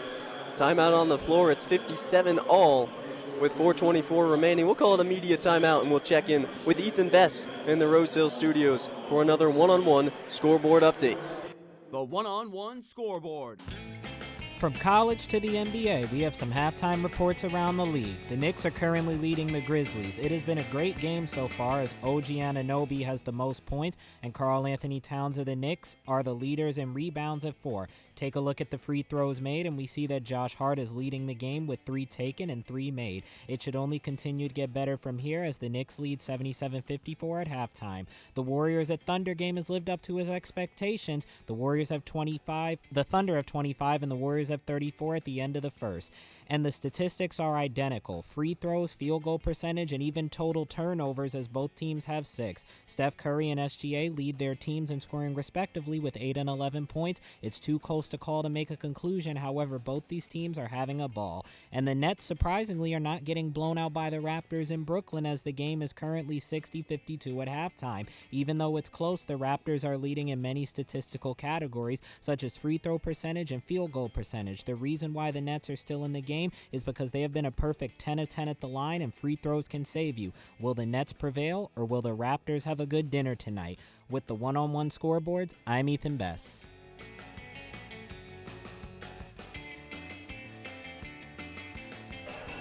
A battle of the boroughs burrowing towards a thrilling finish, 57-57. Fordham and Wagner dueling with 4 minutes and 24 seconds left to go out of the media timeout. Joe Henry here with Chris Carino. Joe, this game has had it all. Before we get to this game, what team does Ethan like? Saying surprisingly the Nets are not being blown out. I mean, they're a rebuilding roster. They're trying their hardest. I mean, come on. Surprisingly not being blown out? Are you kidding me? Ridiculous. Chris, you know I have no comment on that, and I have no issue with that. Great job. Your team's in a similar spot, for the record.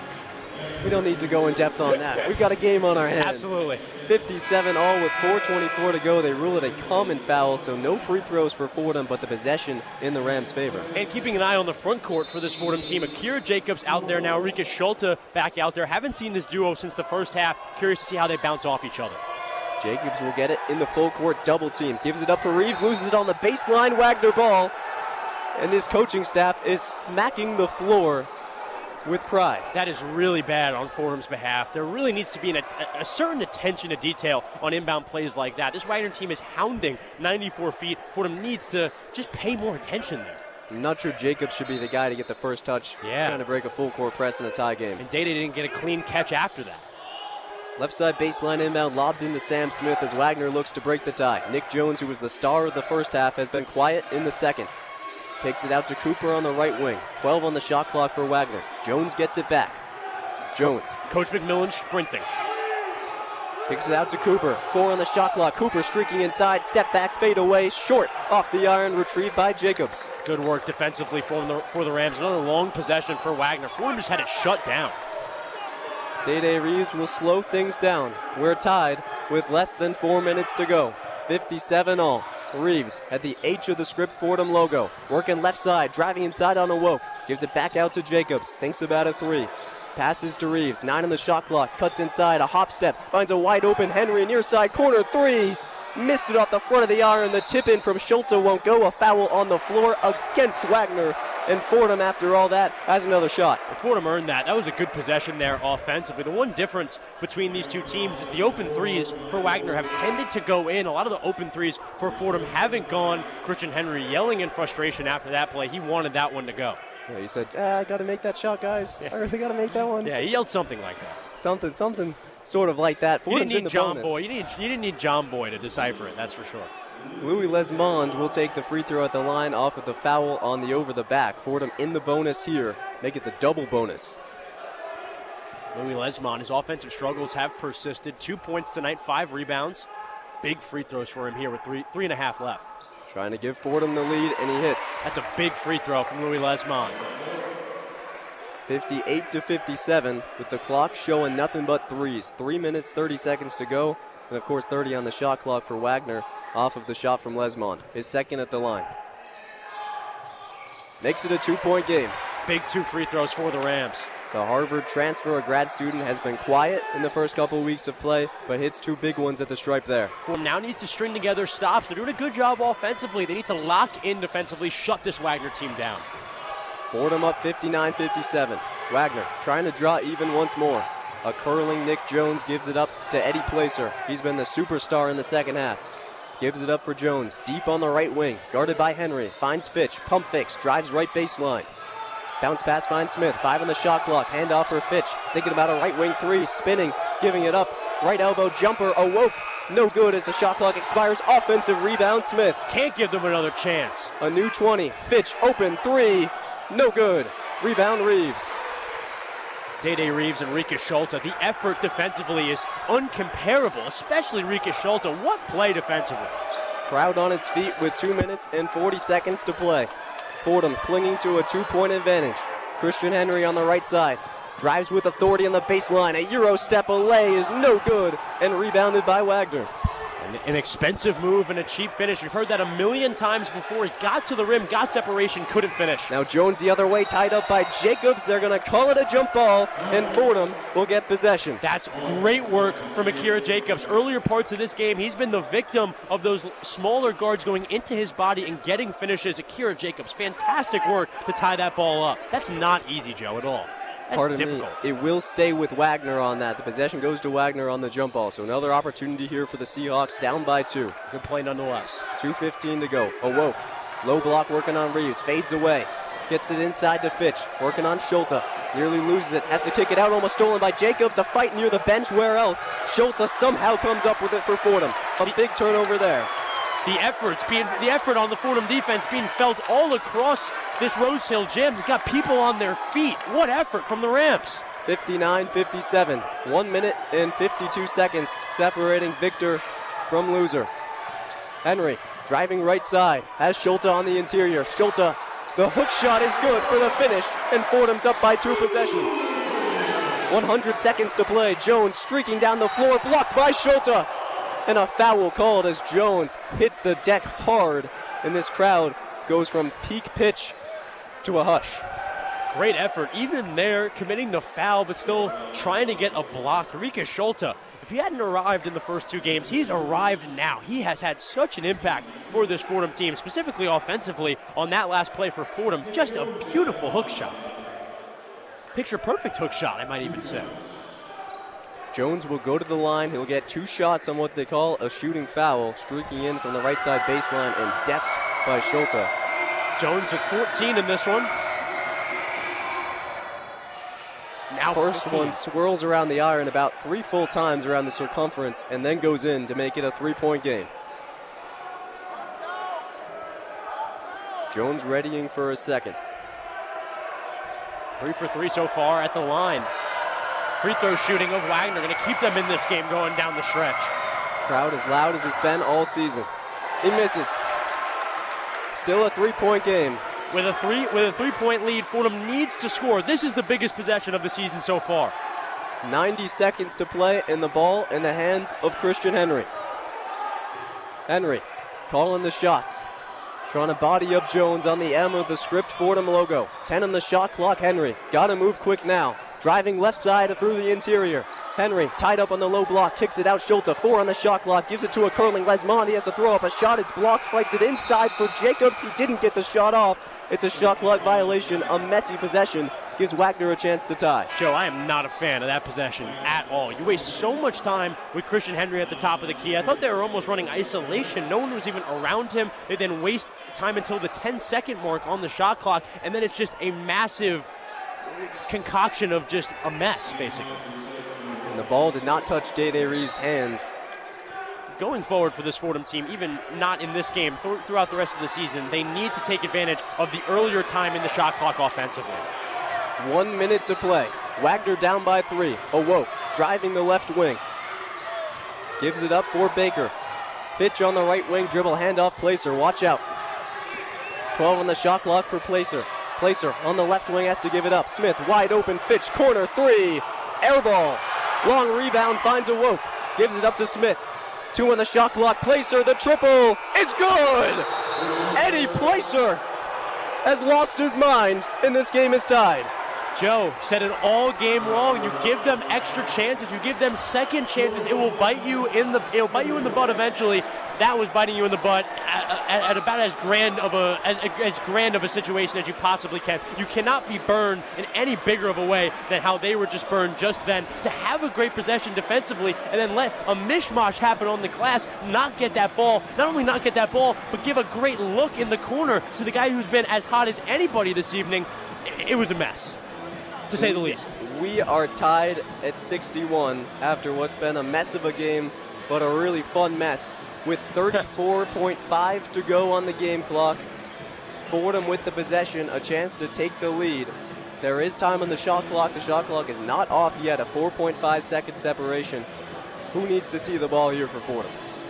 I think that's a very interesting question, Joe. I was thinking that on the last possession for the Rams, the possession that started with Christian Henry at the top of the key, the one that ended up devolving into nothing. For me in that situation, my mind immediately went to Day-Day Reeves. Day-Day Reeves can score the ball on his own, but more than that, he can play make. He can get you the ball in the basket better than anyone else can, even if he's not the one shooting it. I think Akira Jacobs is an interesting option, along with Rikas. I think post play could be a good spot for the Rams, but if you want the biggest diversity of being able to score, the biggest flexibility in scoring, it's going to be giving Day-Day Reeves the ball. When the noise has gotten to this Fordham team, Day-Day Reeves has been the guy to calm things down and quiet things down for these Rams. And he hasn't been that great tonight. Only 9 points, 3 rebounds, 2 assists. Has not stuffed the stat sheet in the way he has this season and last season. I think they're going to be looking for him to make a big play here in their last offensive possession. Mike Magpio didn't bring Day-Day Reeves to Fordham just to fill up the stat sheet, but to be the guy with the ball in his hands with the game on the line. That's the situation here. 61 all with 34.7 on the now adjusted game clock. It's Fordham ball. with the game hanging in the balance. And Coach McMillan, so intense, even looking at that Wagner huddle just now, in the face of John Awoke. No one wants it more on the court. All the 10 men and Coach Magpio, and all those 11 people, no one wants it more than Coach McMillan.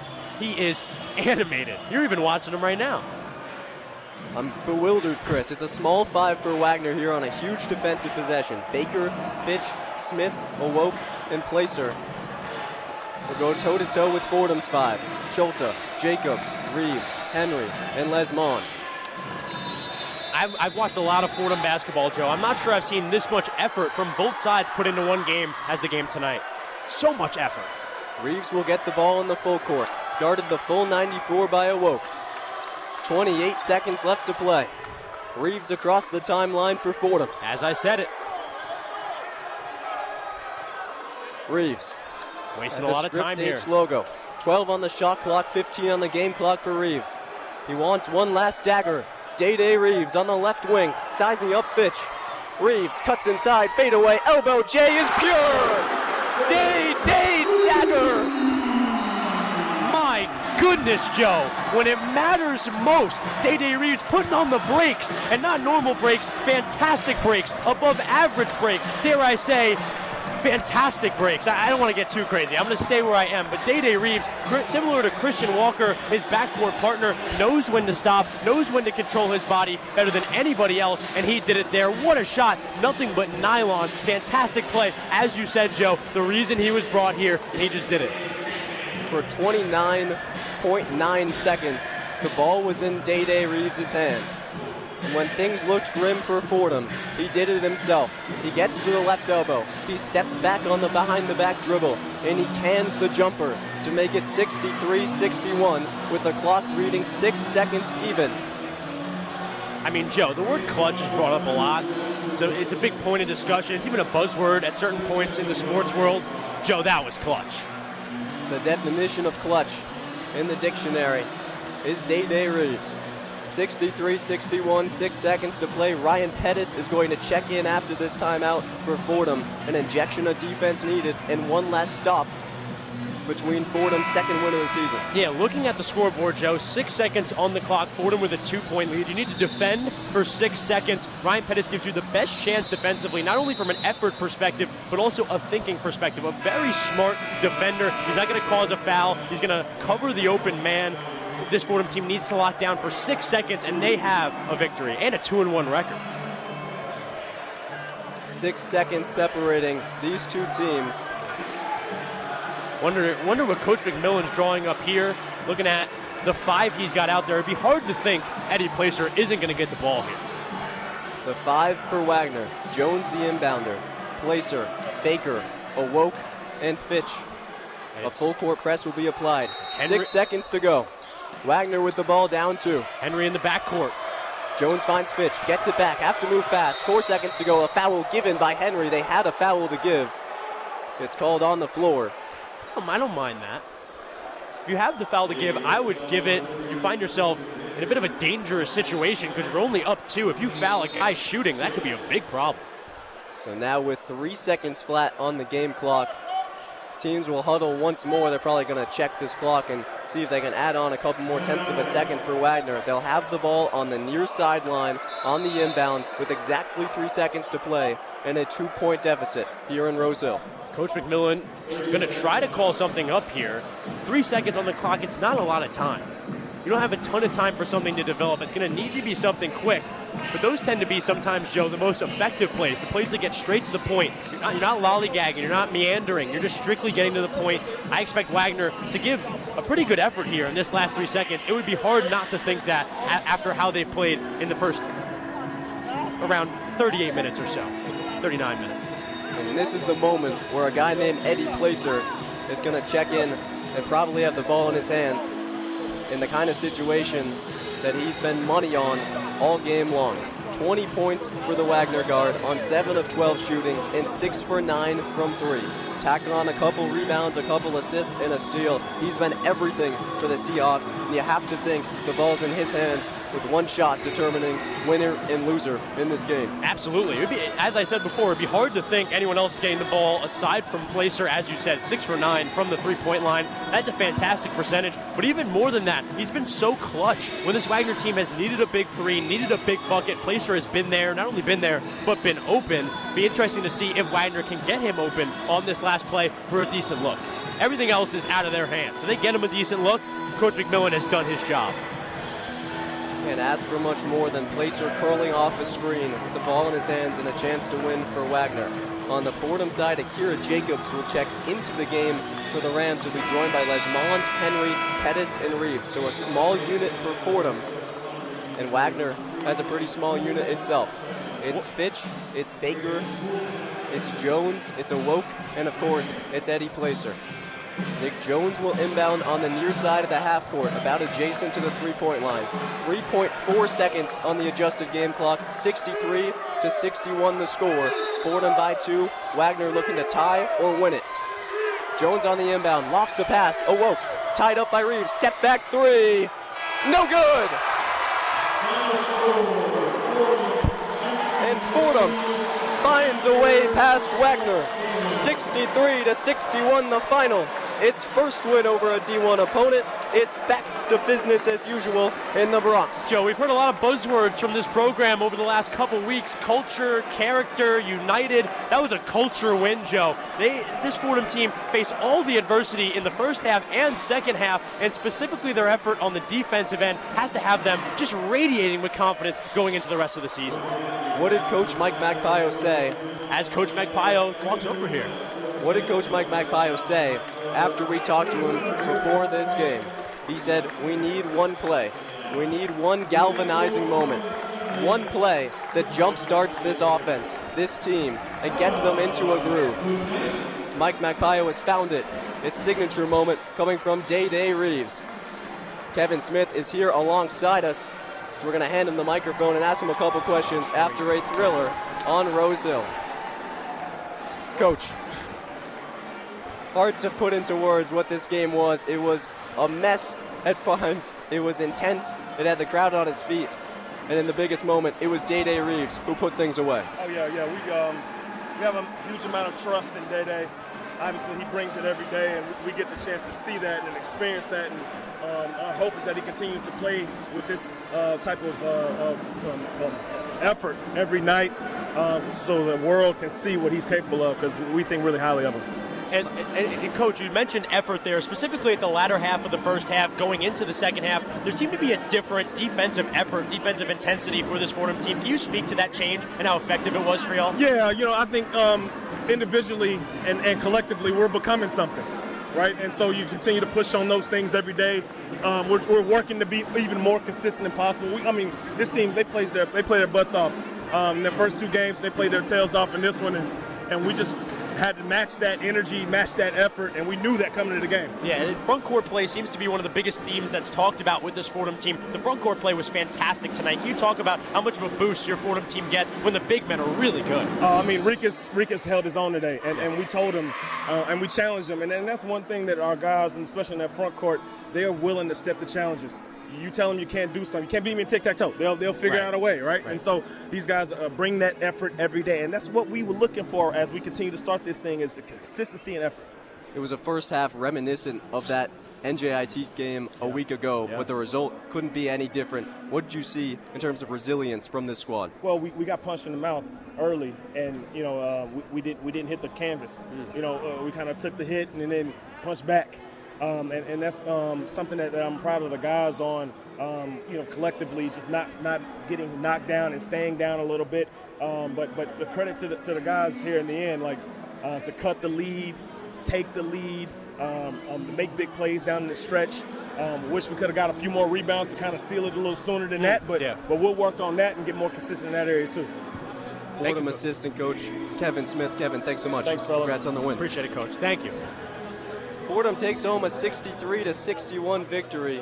And Chris, the Rams have their first signature win of the Mike MacBio era. Yeah, a true culture win for this Fordham team. Culture and staying united, some things that are so important to this Fordham team. Building culture, going to be a story throughout the season. That was a major culture win. If you talk about grit, talk about determination, if you talk about unselfishness, and you talk about consistency, those are all the words I would use for the second half performance of the Rams tonight. As I touched on with Coach, the front court play really good tonight. And as you said, Day-Day Reeves, when it mattered, their guy, the guy on the program, the guy going to A10 Media Day, gets it done for them. You got to have a lot of confidence in that going forward. A thriller on the hill capped off by a Day-Day dagger. Fordham 63, Wagner 61, the final score today. I've been Joe Henry with my partner Chris Carino. Special thanks to our on-site producer Anthony Smith. We're saying so long for now and kicking it back to the Rose Hill Studios, where Mary Hannah Gallagher and Ethan Best have your one-on-one post-game report. The one-on-one post-game report. Thank you for joining us. My name is Mary Hannah Gallagher. Joining me is Ethan Best.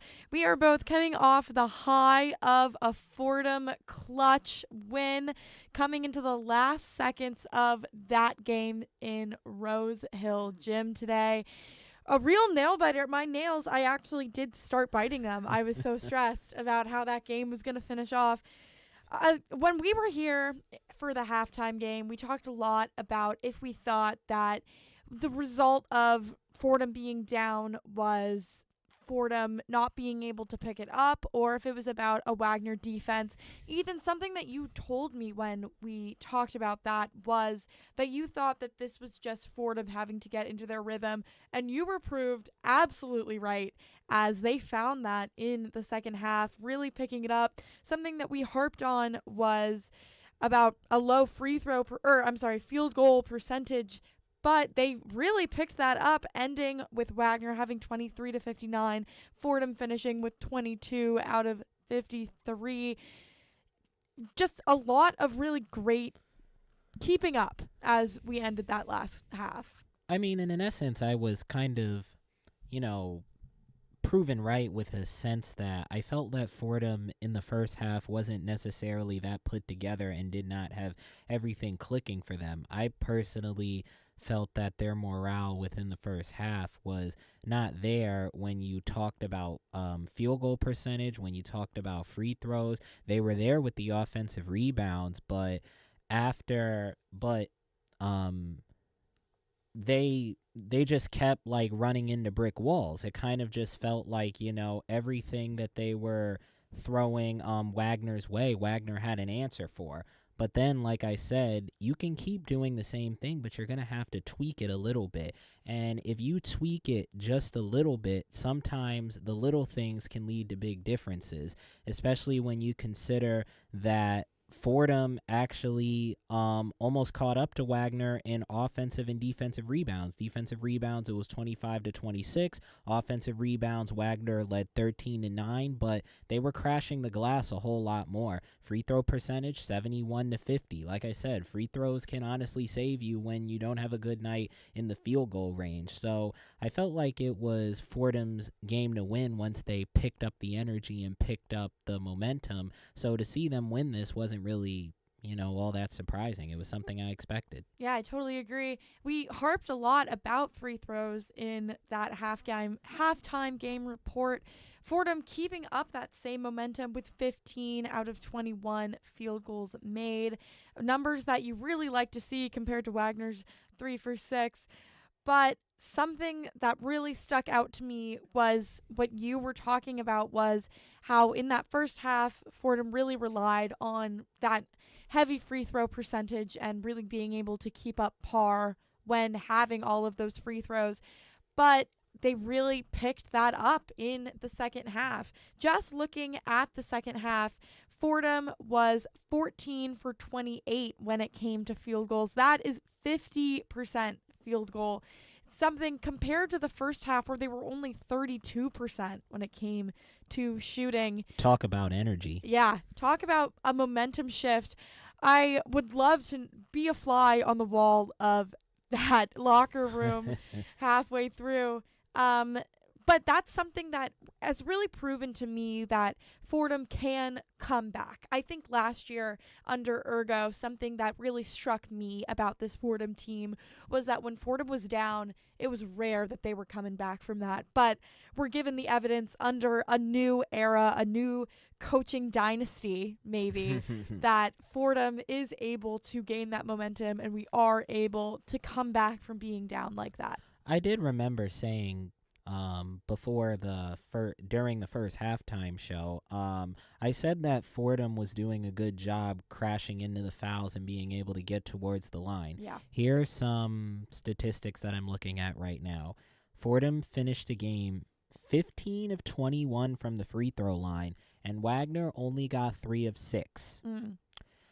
Like I said before, if you're able to crash the paint and you're able to draw fouls, sometimes those refs will literally give it to you, even, if you can make it look like a foul. They honestly call the term flopping now. I mean, I'm not saying anyone's a flopper. Don't come after me tomorrow, please. But I feel like Fordham kind of proved me right when I kept saying literally just drive to the basket, keep on hammering, and if you keep on, just being physical, eventually those fouls will go your way. And that's what happened. Yeah, makes me wonder if maybe they had our halftime game report playing in their locker room, because that is all things that you said and things that you can see that they took into account as they closed off this game. Fordham taking that win home. Final score 63-61 from the Rose Hill Gym. Thank you for tuning in today. A big thank you to Chris Carino and Joe Henry on the call, Ryan DePutla on highlights, Derek and Henry Wolf on the board. I was joined by Aaron Bess on updates. Our sports director is Bobby Chaffardini. I am Mary Hannah Gallagher. This has been a production of WFUV Sports.